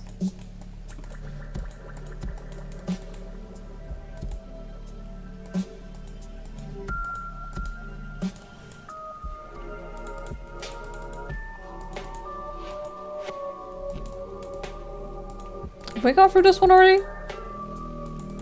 I think so, yes.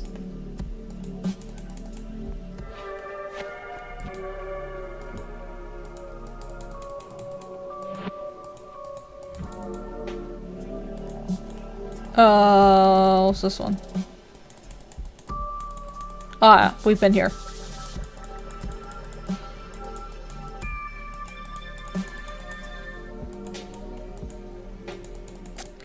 I wish there was a way to tell which ones I've been to and which ones I haven't.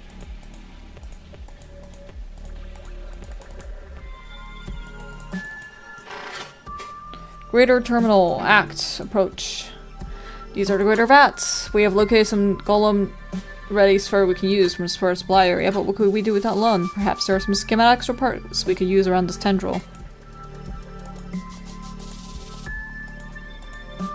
Okay.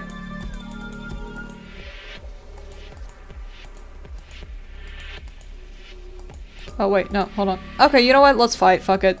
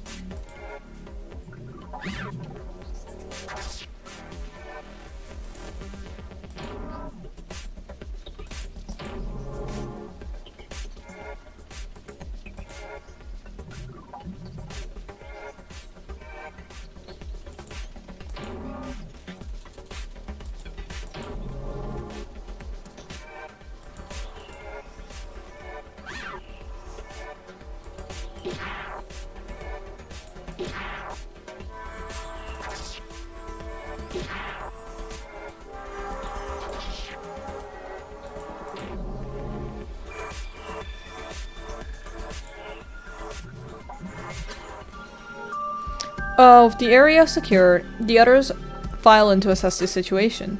I noticed tons of considering the side rooms. They are labeled as vat rooms, lesser and greater. Greater foundry vats will take too long for our needs, but the lesser vats are so functional we can use them to our advantage. A Kark sitters ahead, prodding at the damaged door opposite the entrance. Looks unhealthy, the different parts fused together. Kark waves a leg to rid of some sludge. Then they climb on top of the desk. I thought so. It so follows. The door to the override is partially sludged. Do you have any explosives? Will that not just cause a greater collapse? Not like you think, my friend.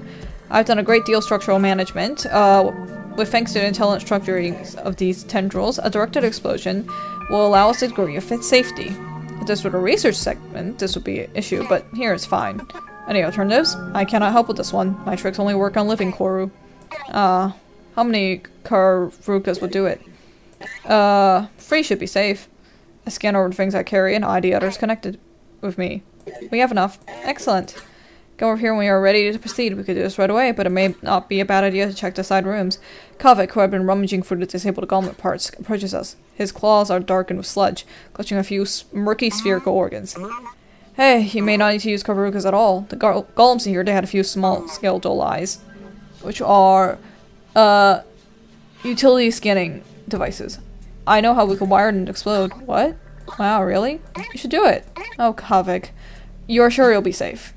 Bosco's voice emanates from behind me, the loudest in his room despite his intent to speak quietly. I've seen it. Trust him. Yes. Thank you, Bosco. Yes, it is well. It is as safe as using the corrucas to blow open the door. And that will do. Suddenly, when the side doors unlocks with a strange musical chime, a familiar voice quickly falls. Hello, I've detected all unauthorized entities in both manufacturing and spare supply have been removed from the premises. How'd you manage that? I hope I did not argue with you too much. I'm opening the connected tunnel between these areas now. Thank you. A small chime plays as it deactivates.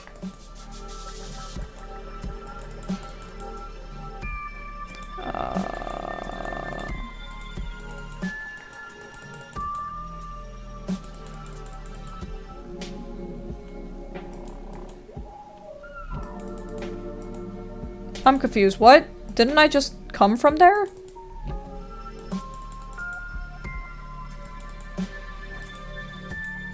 Huh? I'm so confused.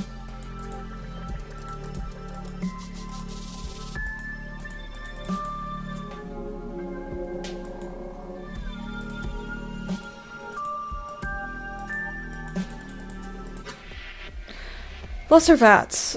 These can be used to generate a variety of tools. Once it's safe, we must see if they are intact. This could be our armory.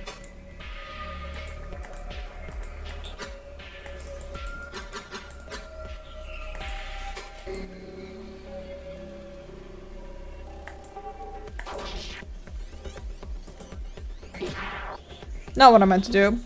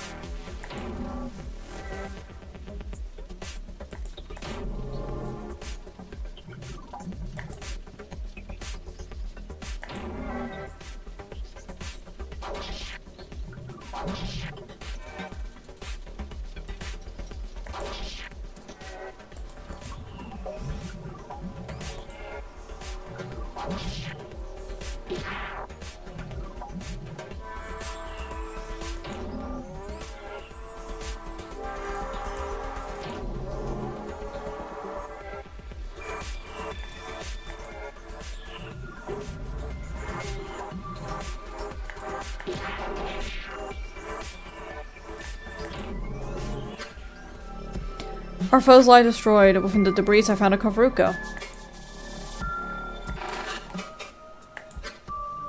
Interface for organ extending beyond the walls. Utilizes reservoir of knowledge and corru for easy protection. Common spire installation for general use.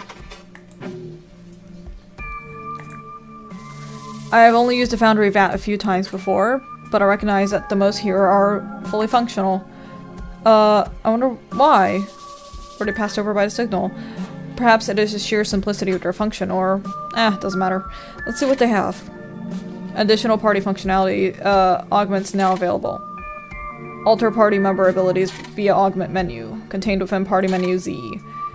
Initial augment point count free. Remove and replace at any time. Additional augment points gained from defeating powerful foes.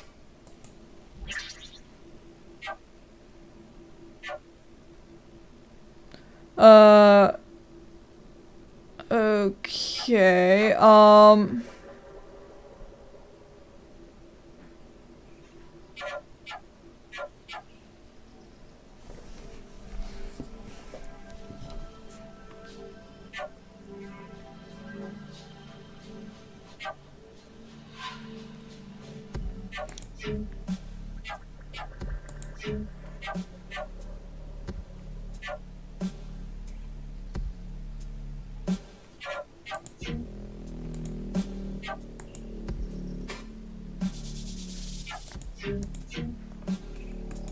alright, sure.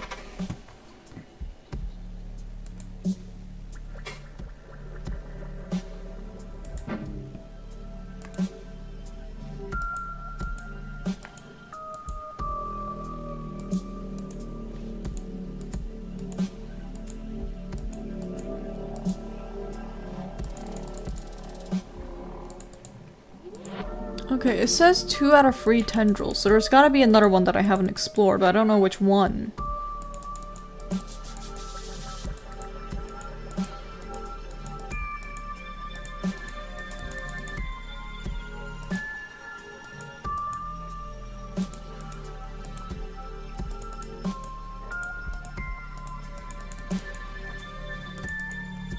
I don't think it's anywhere in here. Did I miss something? Am I blind?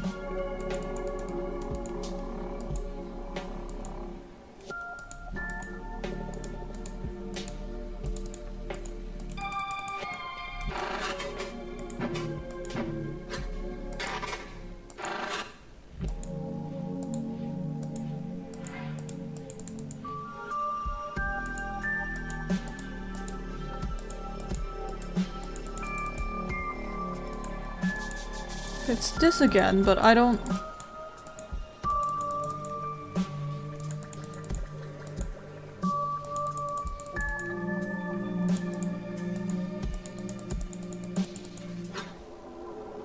We return once more as we should. It's not right to leave. Okay, fine. I guess I do that.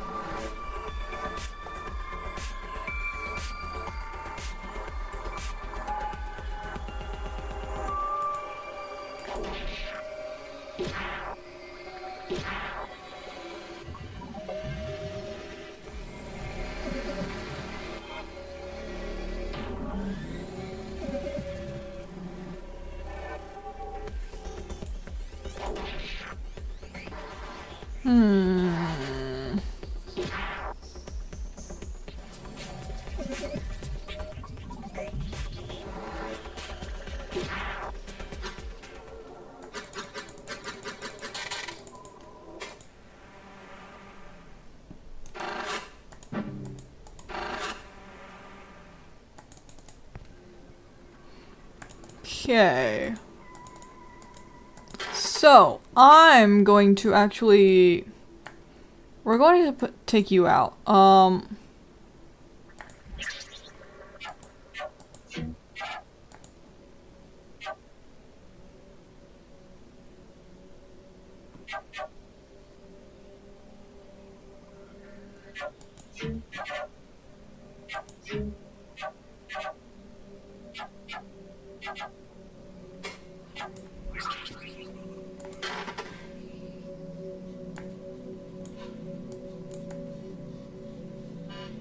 Oh, I see. You make me carry her around. Okay, that's fine. Yeah, that's fine. Let me just save real quick.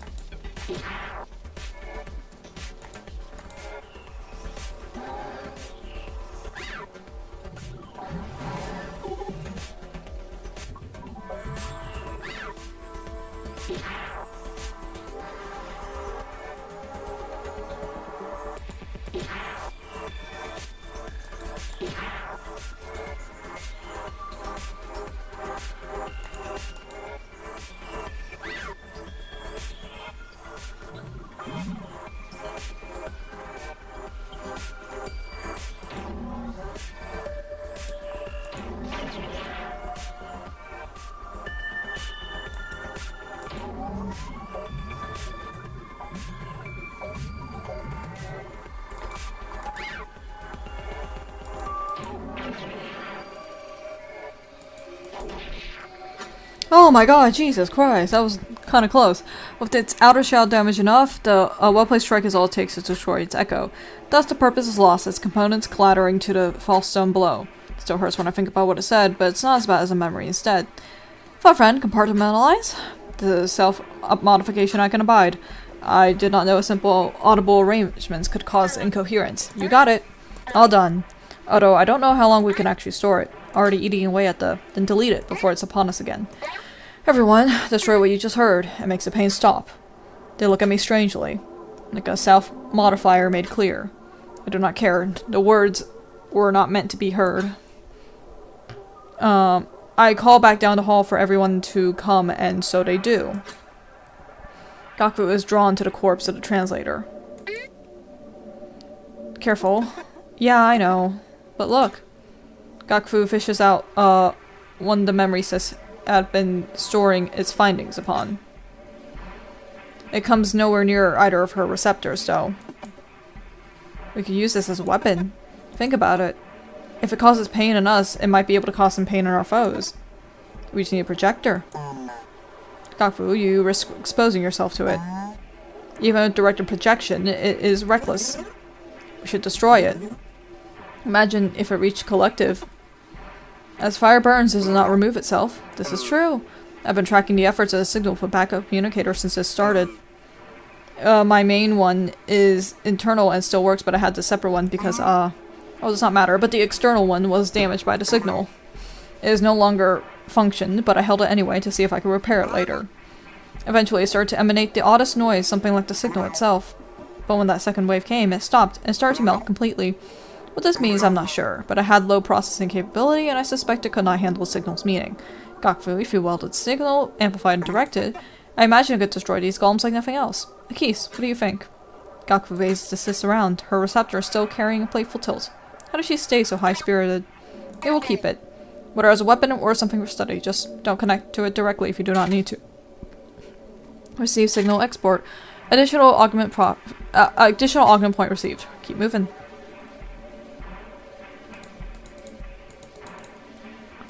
It still says 2 out of 3. What the hell?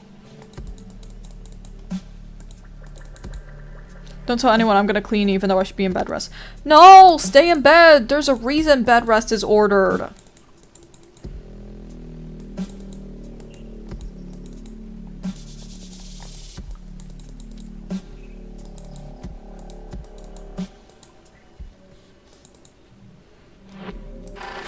Okay. I approach Gully again and regards me with a kind forward bow of his receptors. Hello, what do you need? Dog. We encountered a little construct in its first supply. Looked like a dog. What is that for? Partial translation implied closest cultural equivalent. It did not even attack us, just ignored us. That is Cola. Our assistant and mascot for the segment. You should ask Itzel about them. They love Cola. The team uses it to alert them when certain processes are complete. Even has all the mannerisms of a real dog. I see. Thank you, Gelly. Okay, I will save real quick because I'm not fucking fighting that again.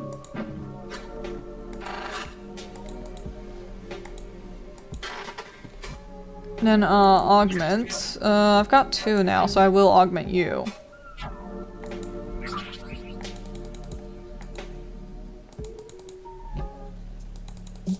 Is there anything in here still?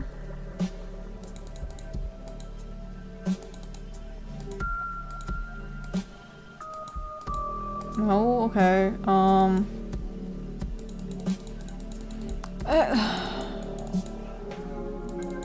what do you want me to explore now? I don't understand.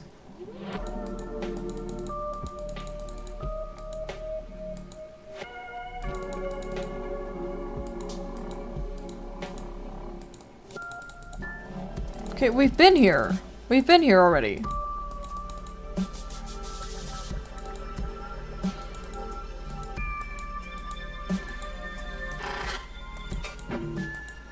Approach. These are the greater vats. Okay. Still nothing. Still nothing. What do I do?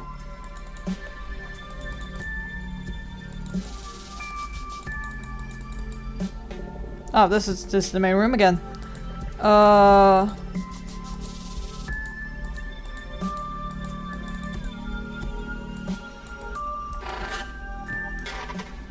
Inactive terminal. Okay, not something I'm particularly interested in.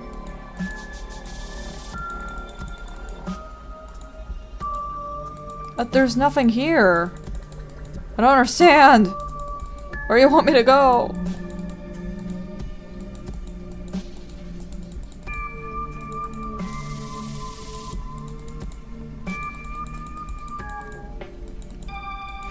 Okay, I've explored this one, I think, right?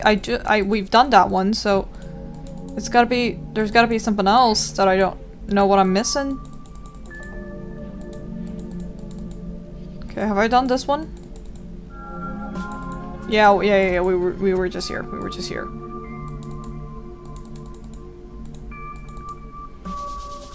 Okay, it's this one again. Yeah, no, that's closed off. I don't know.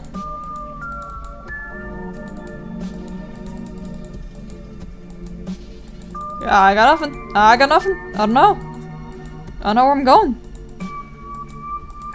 I don't know where I'm supposed to go. Where I go?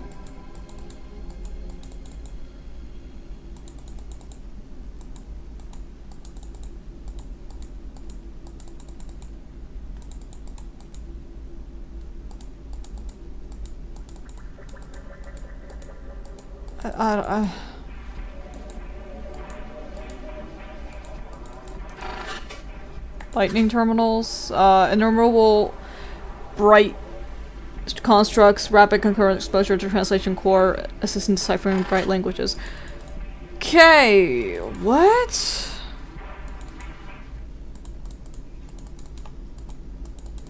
Am I missing something?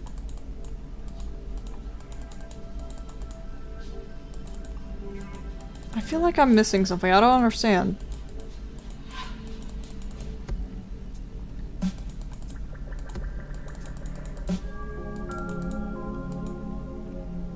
Okay, this is getting pretty serious, worse than I ever imagined, honestly. About the golem area. I have a question about this part of the collapse. Might not be the best help here, but what's up? Ooh, that's a lot. These husks are quote without any mind cores. How could that work? Yeah, I see that. Obviously, I have no idea what's going on here, but I do know that Albus Tech needs the swords for its spots. Golem's echoes, a lot of their stationary stuff is hooked up to similar things, whether that be for their grounds mindry or actual veins, and of course, the quote have mind cores. I know the corru can actually just start thinking on its own, that's what their version of incoherence is. But there's no precedent for it ever organizing on a scale. When Albus things starve and become incoherent, they eventually stop working. Seen it 100 times. If anything, this has to be some whacked out version of ground mindry we've never seen before. And the one that Keese has never seen before either. Oh, only way that can make sense to me. Also, do you see how some look kind of skeletal? They actually did have some Albus who look like that. Never in situations where they appear to us publicly. I've seen some photos of Quo that look like working on construction and stuff. Prevailing theory is that the Albus probably had spare, friendly bodies for when they had to talk to humans or show up on TV or something. I see. Gilly? Gilly makes me feel weird, dude. No, I mean, I think it looked at me. Like how? Pass a keys at me. Like Fun Friend can. That's really strange. Definitely didn't say anything. Just keep an eye on it, I guess. It's not acting coherent. Okay. Did you see this third generation? They're doing something to metal. Yeah, that explains a huge metal trade they had going. They always say they grow corru and it had symbiosis with him, but it's always been a big debate about exactly what they meant. They never showed us a process or explained it anywhere. Plus in old interviews they were still working on their translators, so they all spoke in these weird vague poetic terms for a while. Kind of funny to see a Keese speaking in plain English. Anyway, I have to wonder, were they trying to keep the process a secret from us for some reason? Maybe the things that grow fur and are super hazardous to organic life or something? Can't imagine they had any malicious intentions. Me either. Did you see these vat things? They formed their tech in them. Yeah, this part I do know a bit about. They had these things in polygonation spires. Quo working there on golems for local operations and stuff. Pretty decentralized how they built things back then. Seemed like there was a workplace in every Albus structure that any of them could use. Interesting that the framing device already had some upgrades available. Probably something to do with the archive system they mentioned. I see. So a Keese caused a collapse. I don't think it's that simple, dude. I wouldn't say she caused it herself, but if what Gordon said is right, it definitely started all the storm. That must have spiraled control like that. But was it the storm that did it, or did it just lead them to something? Man, did it ever probe the source of the call or something? This is fucked up. Silver lining here is that it means the FBX was involved, like front to back, so I'm sure even if we don't find anything a key cyst, we'll get briefed on whatever they know once I run my report. You really never heard about any of this happening? Nothing online? No reports? Yeah. Sorry dude, don't know what to tell you. Collapse immediately happened on that little island they set up on. And only military vessels were really allowed around there. Even if a civilian vessel was spying on it, all they would have seen was it falling apart. Whatever the FBX knows, it's been kept pretty close. I see. They use a dole so close? Did you see that Glazika thing? They use a dole this close to Earth? Yeah, scary to think about. Even if they're microconnectors or whatever they said, we don't know how their dole stuff works. Looks like it turned out okay. Must have been pretty handy to teleport some stuff up. Must have been pretty handy to teleport stuff around up until the collapse. Why is that a dog? Not a dog. Don't know what's going on with your mind spike, dude. That's stuff I don't see with anyone else. Probably because you never update it, but hey, that's why you're here. Anyway, not a dog. What you scanned was probably a corusistic imitation of something they domesticated back on Opsky, and it's so similar to our concept of dog that your mind spike is like, dog. Okay. Anything else on your mind? What's our next move? Just keep looking around at memory. Looks like the framing device added an objectives list. Take a look at that. Back to it.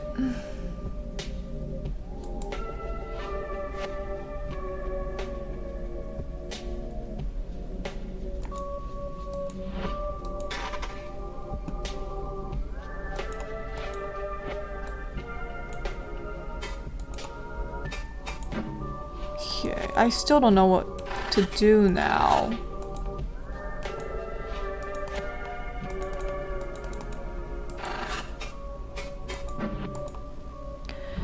Milsa fidgets with her claws, her receptors clasped with anxiety. She knows my approach. She ceased.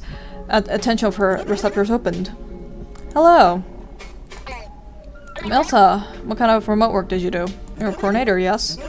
Yes, I kept watch over the surface around Akavina, with the rest of my team. We're called our early coordination pods, before ground minery had even been tried. Our mines were projected to airborne surface drones where we guided runners, and since I was the only tier, I typically handled all the causality trauma cases, when only a part of the team was lost. All too well. Surface trauma paralysis is far deadlier than any known predator. How is that drone we created for you faring? Lucky that the archives had something we could use. There's a sort of excitement in her receptors I've not seen before. They give a single excited wave, a brief glimmer of whoever she was before it started. It's like I'm home again, in many ways. Her emboldened moment passes in a blink. May not seem like much, but I feel so much more focused. And it's funny, having it here is like an echo of my larval life. Elsie's fondness for repetition truly is nauseating. Truly. About you and Gakfu, there's a sort of frustrated curl that forms in tendrils of her receptors. Have we not resolved this? If she is your friend and you trust her, I will too. I cannot spend any time thinking about this, given what we must do. Well said. Little room to interrogate her further. Perhaps this was her intention. No, I am letting that stupid sis get to me again. If I pry further, it may place us as foes, whether she is within the conflict or not. For now, things must be as simple as they seem. Yes, a central cultural dispute, of course. I know what may test her allegiance if she is within the conflict. Maybe she has a clue. Do you have any theories as to what may be happening? The source is madness. Do you know what it is? That just spilled out. I did not mean to say it like that. Elsie struck me out. I'm so stupid. Sorry, I mean, she sees a recoiling twist in my receptors, signaling Sia's confusion to hers. Did I not even seem strange to her? I must suppress my panic. I have my suspicions. This is truly the work of saboteurs. Whether it be one terrible mind or a collective, they're betrayers, throwing everything we have worked for away. To what service, I cannot say, but this is far too directed for it to be anything else. I see.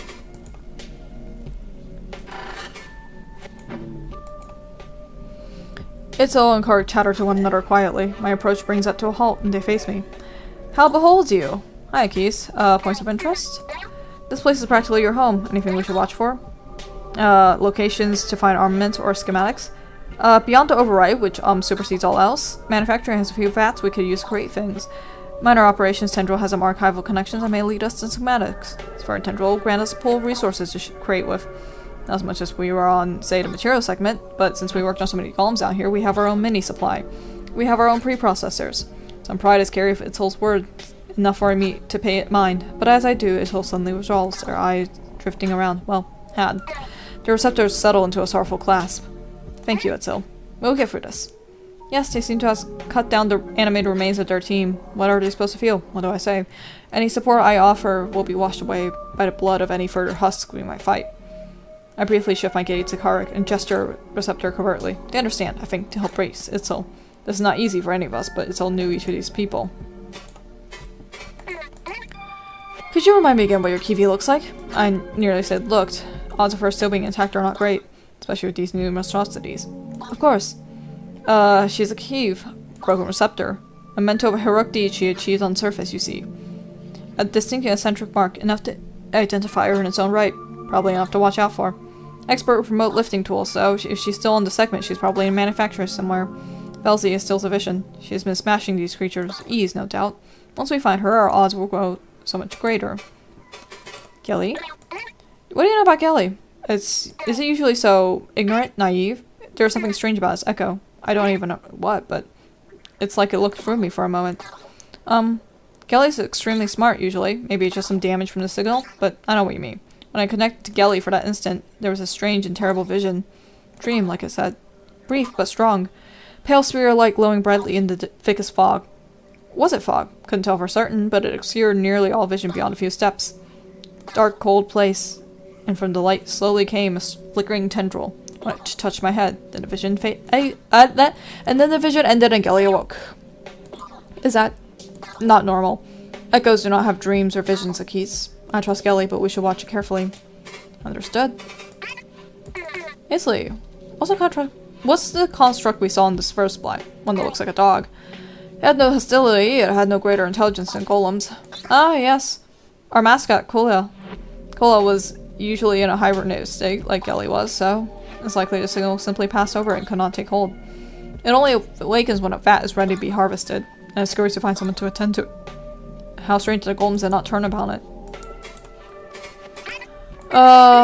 Karek, you seem to know much about construction, especially with the spire. What'd you do before all this? You lived in research with us, right? I did. In recent eyes, I focused upon designing schematics for towers, which is probably why we never met. Spent most of my time prospecting locations and then preparing designs. The terrain on this planet is so varied, no one design will do. Before that, I helped the growth of the embassy. Not since the eyes when Velzy beheld the bearer's spire seat, though. Oh, you've been here since the beginning? Hardly. I was here in the technical sense. Most of that time was spent waiting or hibernating. Spire construction is not exciting. Do you have any ideas on what might be happening? They exchanged glances, and I could tell by Kark's slight backwards receptor movement they have no idea. Itself speaks up.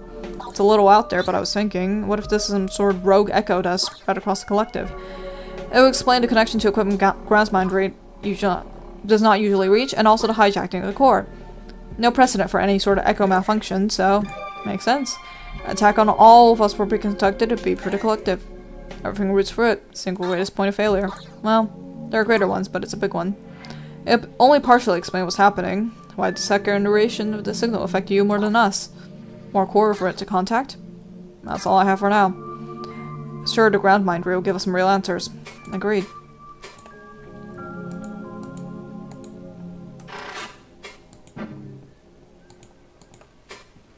Bosco hovers with the flat expression of a golem. Something's wrong. He's not himself. I've never seen self-alteration myself before, but this feels like it. He knows that my staring and stares back.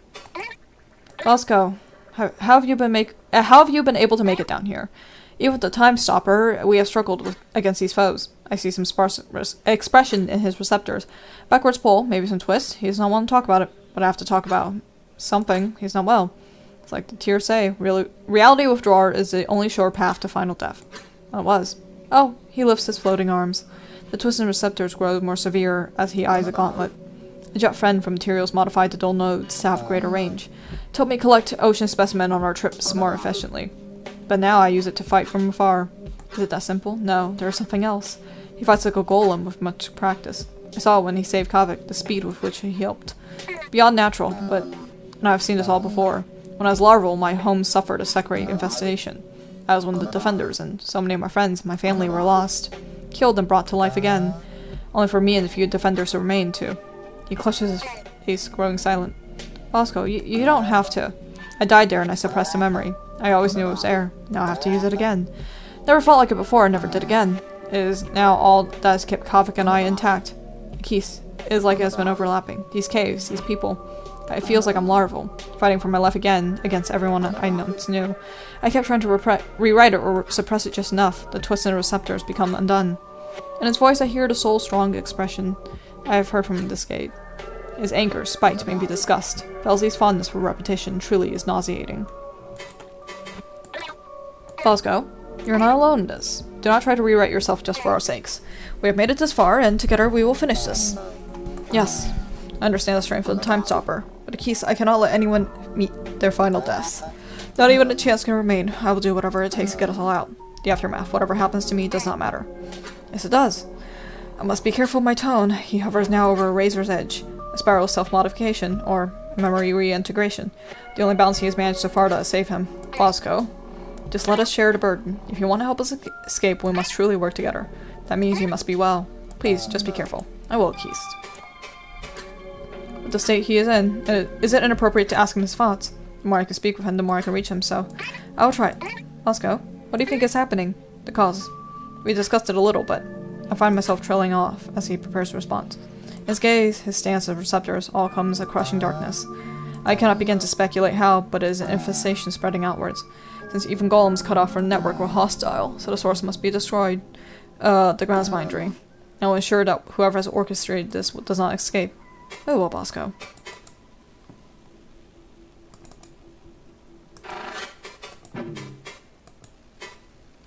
Kavik anxiously observes the ceiling and walls, perhaps trying to detect possible alternate paths. He's made his way here by detonating new paths, after all.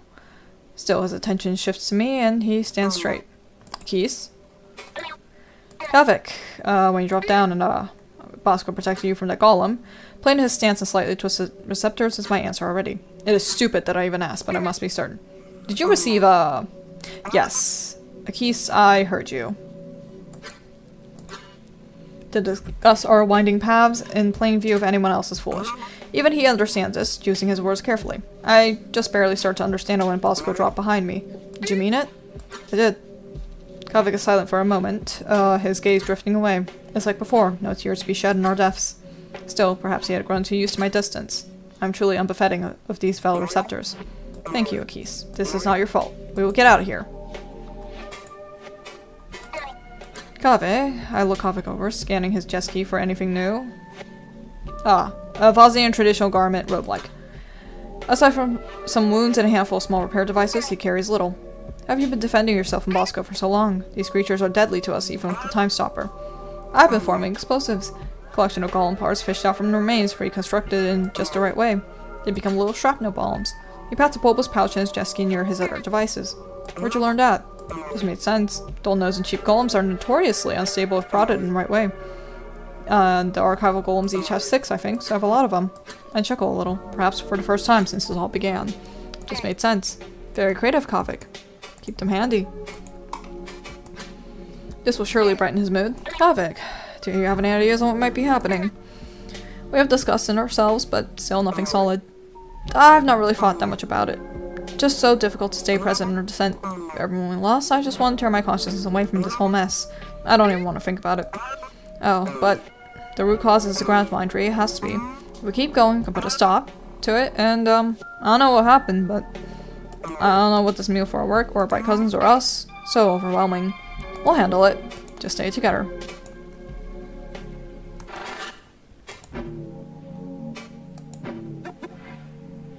No problem.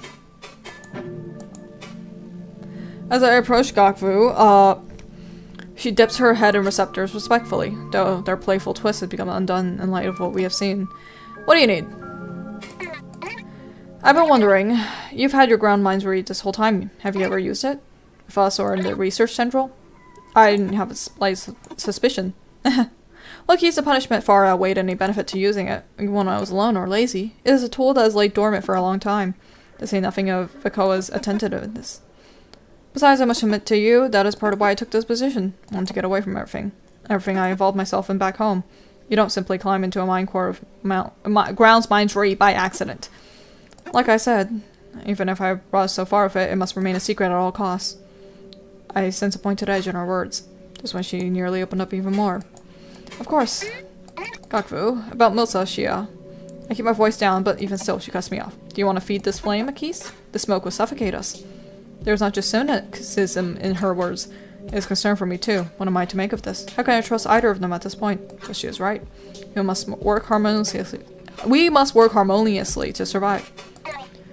Gakvu, do you have any theories on what is happening? Not really. Well, I guess I do have one. Oh, no, it's stupid. Even if Vikoa turned on us, how could she seize the containers and lamps? Their ability to receive ground mines re is limited. There would have to be ground mines re relays dotted throughout the spire. Last I felt, this one follows an archival pattern rather than a relay pattern. As I listen, her explanation crawls to a stop, and she watches me strangely. I accidentally formed the slightest curls in my receptors. Too vague for her to tell why, but she cuts herself off. To put it simply, I have no ideas. We just have to stop and get out. Agreed.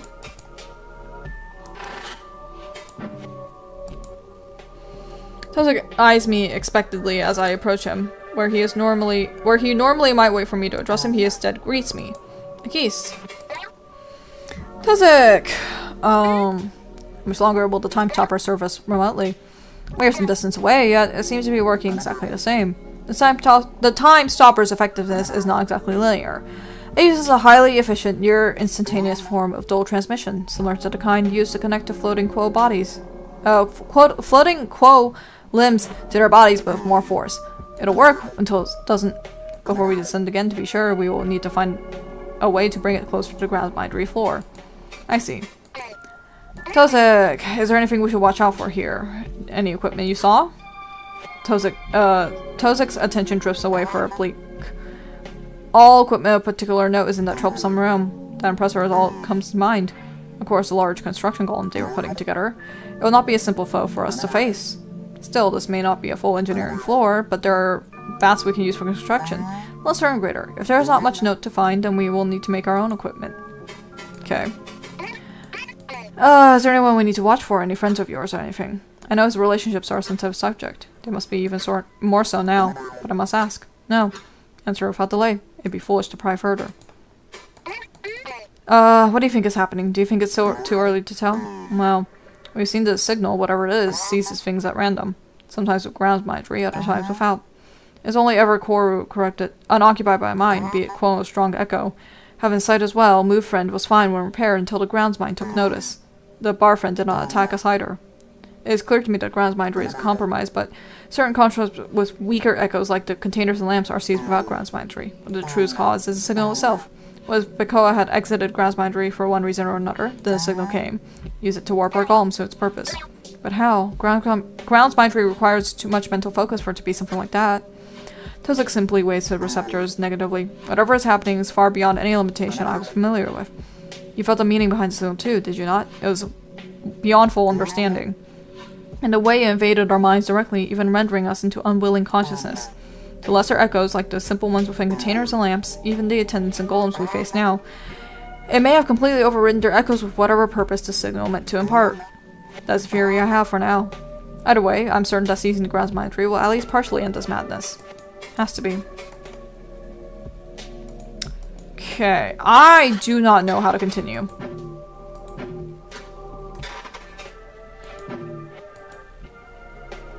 We approach the great door. Its components are melded, fused into one another. Parts have bulged from the blunt trauma within. Dead metal reinforcements jut out from particularly damaged areas. We'll need to repair and be ready before we can enter. Why would the door still hold after damage? It's large enough that she simply sludge and reveals path. Kark skitters closer. They clamber up the wall nearby, examining the way it emerges. Ah, this isn't common design, but I've seen it used within some other segments. A case it is holding because it is load-bearing for its chamber. Why? Terrible idea. Simplifies the structural needs of the chambers it's attached to. Useful for large rooms. Extremely resilient dead metal implements within them are for this very purpose. Unsafe in the event of a collapse, for it becomes a wall. Such occasions would inspire only theories until now. Who would ever think the grounds mind herself would abandon us? Bad idea now, but reasonable when there are no safeties. Bakoa would not abandon us. Do not entertain this thought. After everything. Regardless, thank you for your knowledge, my friend. Okay. I don't know how to continue. I don't know what I should do from here.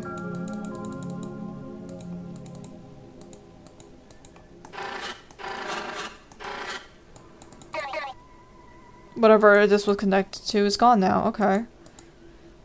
Oh, go back. Do you have anything for me?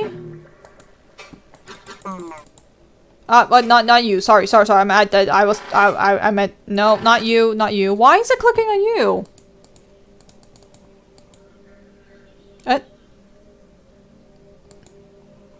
What happened? Oh, I opened my other tabs. Oops.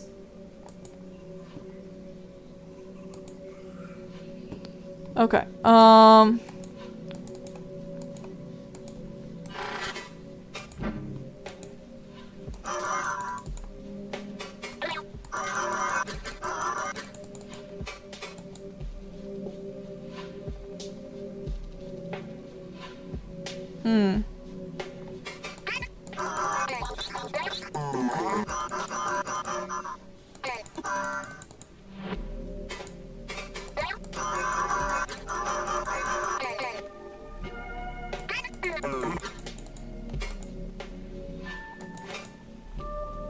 this all seems to be the same. I don't know what to do. Personnel, okay. Minor operations.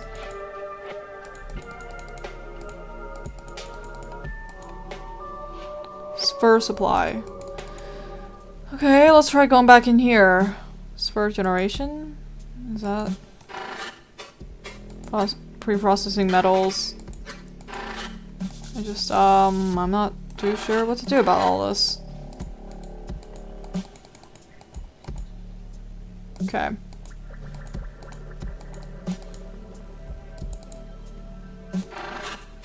An active terminal.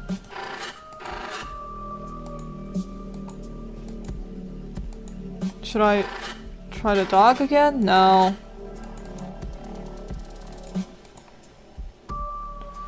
Manufacturing. Have we been there? We've been here before, right? Mine cores.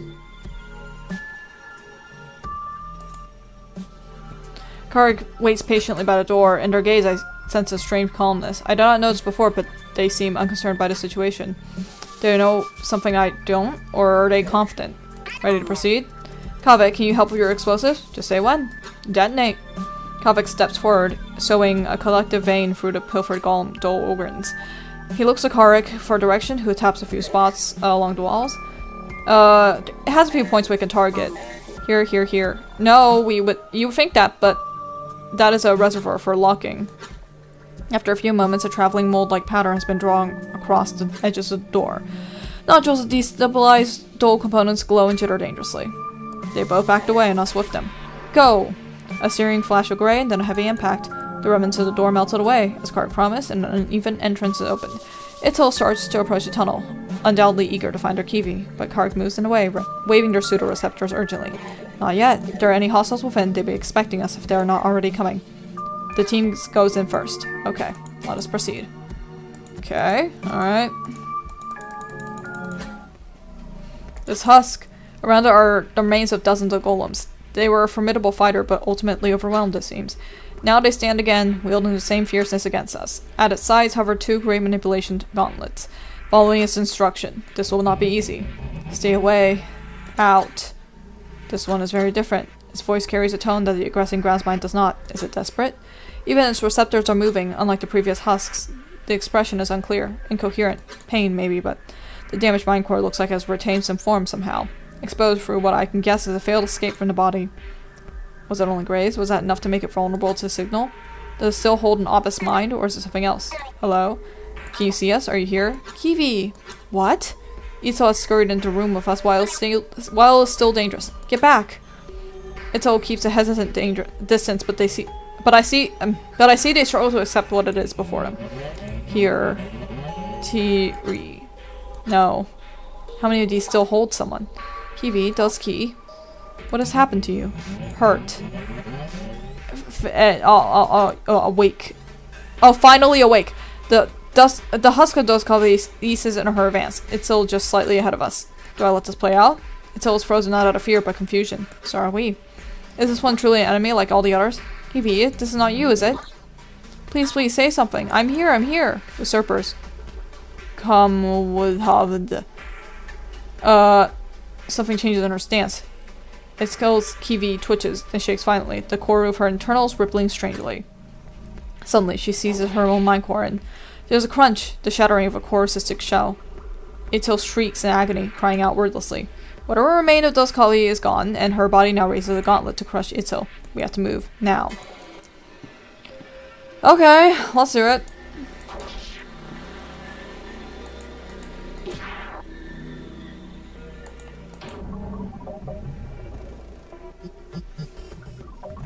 Okay, gonna take a quick tea break.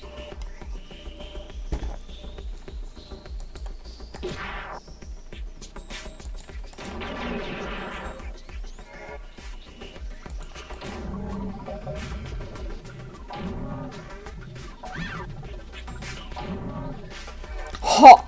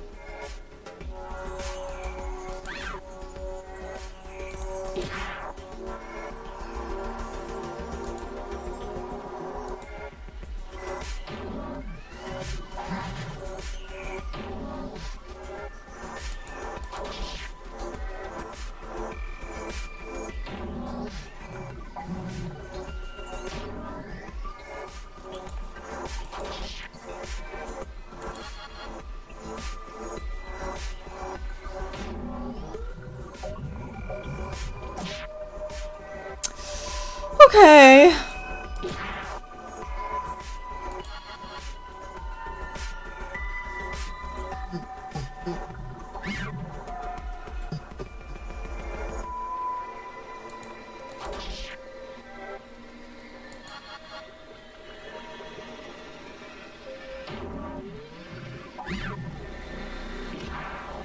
Oh.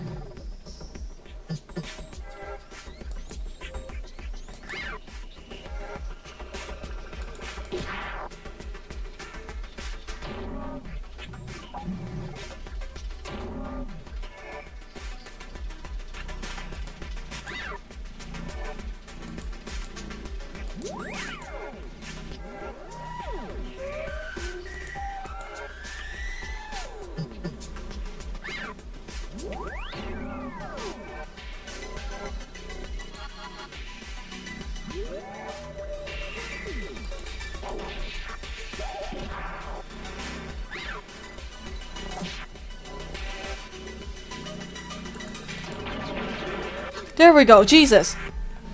And it stopped moving. Distantly, I heard a rustling of udders down the hall we came through. They heard screaming and must have come to see if we could be helped. I called back to them. Clear, come in. Wait, Itzel. Where is Itzel? Itzel? Kark enters the room last, noticing the corpses before me. Then, quickly staring at the corner of the room at— what is that? A mind core lies in the corner. Itzel, having entered stasis, even their pseudo-receptors reacted into her shell. Oh. Gokfu steps past me without expression, towards the override. Tozik follows her, both intent on resolving the structural situation quickly. Each of them briefly match eyes with me, knowing fully well what is unfolding.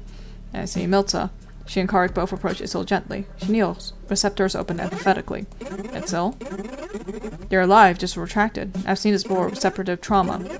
Never in a goal. We can only hope they do not turn anything off. Itzel told me that they had been with their Kivi since they were both larval. Even ascending on the same gaze. It will not be easy. Milza looks back towards me, noticing my staring. Akis, you should let me and Karek tend to Itzel. To the structure, yes? Now Karek. Milza eyes Gokfu briefly, but then returns to a murmur of Karek. She is likely briefing them on what to do when Itzel awakens again. The ever-caring nature of Tyr shines through all else. Bosco remains by the door, keeping watch, but I feel it is more to distance himself from the scene Velzy has assigned us. In a short time throughout this disaster, we have seen much, but what has he seen to make him this way? Akis. Kavik lingers nearby, examining golem parts that remain intact. I was going to turn to these for their components, for my explosives you see, but there are still quite a few usable parts. In fact, anything that was not in use is nearly in perfect condition. He aggressively occupies his mind with his quirk, avoiding even looking in the direction of the bodies as if they are not there. Interesting. Though Kavik grant me a blink and leave them. Perhaps we could use them in some way. But we should resolve the corru function first. Okay, take off Ku and Tozik. Memory stream halted. What? Hey, buddy.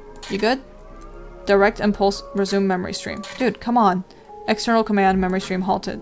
Listen, I know you just want to get this done, but you kind of watch someone die and someone else go kind of into shock. Even if it's in a framing device. This shit with the husks was bad enough, but all I'm saying is I'm getting this through a shitty feed, and I feel sick. You're the one experiencing directly. Do you want a break? Just a quick one? Okay. Thanks. Your mind's eyes fixed upon the memory. A plastic bag ruffles, glass clinks, and there is a clatter of thin metal on Moff's desk. Something cold and glassy is pushed into your hand. Still in there, huh? In case you can't see, it's bottled coffee from the place upstairs. You're clear to lift protection for a minute. Thanks. With an impulse, the faceplate your protective gear releases. Blindly, you remove the coffee's cap and take a sip. It's fine. You ever been there? There's an old guy who's been working as a cashier since I was there. Talked to him a few times. He has a rough dude. Kinda stuck there because he can't see very well anymore. Didn't tell me that directly, but we were talking this one time and his eyes came up. Joking around about how this is the last job. Still, occurred to me. What if he was around back when Akis was making visits? Wonder if we could spot him in our memories at some point. Maybe I could even ask him if he ever knew a Gordon, too. A moment passes. You drink. In case you're worried about removing your gear. It's fine. Right, you already know this stuff. Pillar's probably new to you, at least. Did some analysis on it. Not giving off anything. You know, don't get used to having it off. It explodes or something. I've seen that with floating ones before. Probably a safety violation already, but that's okay. I'll just cross it off my report. One of the perks of being stuck in a basement, only place in the world that doesn't have some mind psycho staring at you through the walls. Was that a smile? Did you get a smile there? Well, anyway, thanks for sticking me on this job. No, it ain't easy, but it's important. Way more than I thought it'd be. You know, the FBX knows about what happened, but they probably never got the real details. Like this, even if they know what really caused the collapse. I bet you they'd never seen what happened inside. All these quote were just kind of murder on Earth, and we could have never known. We gotta make sure they didn't fight for their lives for nothing. Maybe we can help. It's a nice thought, but this is in the past, so if we can actually get the network connection working, maybe we could. At least the network know what happened to all these obelisk. Well, I'll see. A lot of red tape when it comes to talking to obelisk. Emptier sounding glasses set on the concrete floor. Alright, well, running back to you if you are. Thanks for taking a minute, dude. Resume memory stream. Back to it. Before the override stand Tozik and Gokfu. Tozik cutting the shell to override while Gokfu waits. What's wrong? Does it work? Just... The override's protective shell rotates strangely, disturbing his work. The cover is behaving erratically. I'll have it open momentarily. He returns to dissection. Gokfu is staring away, towards a mountain cores and Militza. Before she looks at me, I see her gaze flicker towards the dead husks nearby. Not a single receptor in the room is without a sorrowful tilt. Keys? Her voice is a familiar numbness. We have slain several of these one's friends, and no, it's wrong to think of it that way. No different from an infection. Our friends left these bodies long before we could help. I'd ask Gokfu if she's well, but are you ready? She briefly watches Tozik's cutting, nearly complete. Enough. This'll be new to me, but I know the general principles. If this doesn't work, then we'll find another way. Gokfu's receptors twist with the slightest cynical kindness. Sure. Here. Tozik pries a half dome of the override open. It tears like flesh, exposing the connective cyst within. He removes it, the cyst itself vein to something in the wall. May Velzy be laughing. Gokfu takes the connector, settling on a receptor. Her eyes defocus, the tension in her receptors eases away. This will work. It will. Some brightness functions with her chuckle, still focusing inwards. We hear her rushing outside the walls. Indeed, even the walls themselves have seemed to shift, and no longer bowed inwards slightly. I thought that was just part of the design. This is limited to the local area normally, but Velzy smiles, my friend. It is largely unsecured. The grounds might never imagine someone like me would use this. Is it safe enough to create paths? Or crush the foes that would await us? No, too fixed in the structure. If I did that, it'd cause problems. I only know low-level grounds mindry, not spire management. This should be enough for now, though. I also fixed the door in the lobby, but I kept it locked. Whatever caused the damage inside is not moving, so unlikely it'll pry its way out. Amazing. Thank you, Gokfu. Not for your help. I need not say more, Gokfu waving away the notion with her receptors. My attention shifts to Militza and the others. Karik observes Itzel and Militza us. Some approval in her gaze, less suspicion than before. Even in this darkness, there is light between the Vilk. On to the rest of our plan, then. We need weapons and to deal with the large golem. On that topic, Havik noted the golem parts. They're good, yes? Intact, mostly coherent. Some of these have weaponizable construction tools. Not to mention sheer size would make for effective bludgeoning. What if we swapped our own limbs for them? In the corner of my vision, your tunnel Bazo shifts.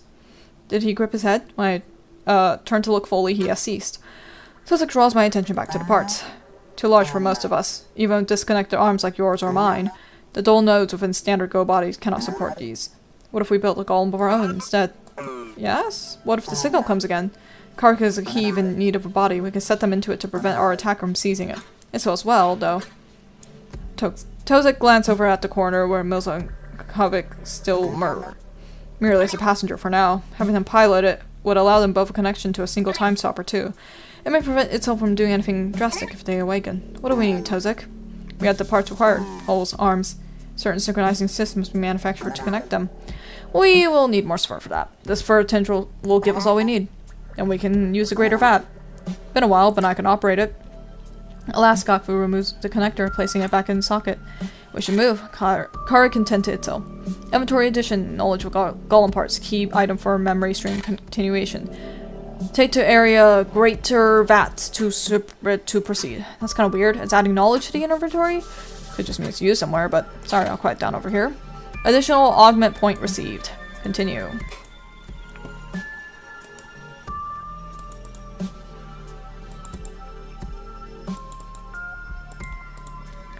Okay, before we do that, I'm actually going to save and I'm gonna call it a night a little early, I know, but I'm gonna call it because it is kind of late and I do need to go to bed. And by that I mean I'm gonna spend 2 hours drawing. Okay. Okay, I'm gonna save real quick. I'm going to save iteration, and then we are going to... Well, I'll talk to you. So our next move, okay, got it. And then I'm going to return to hub.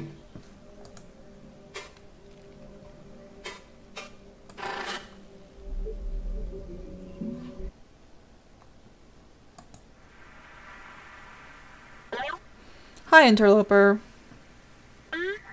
Repairs are continuing pace. Nothing to share yet.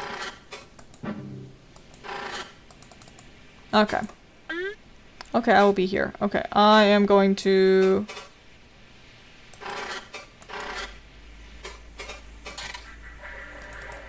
eject.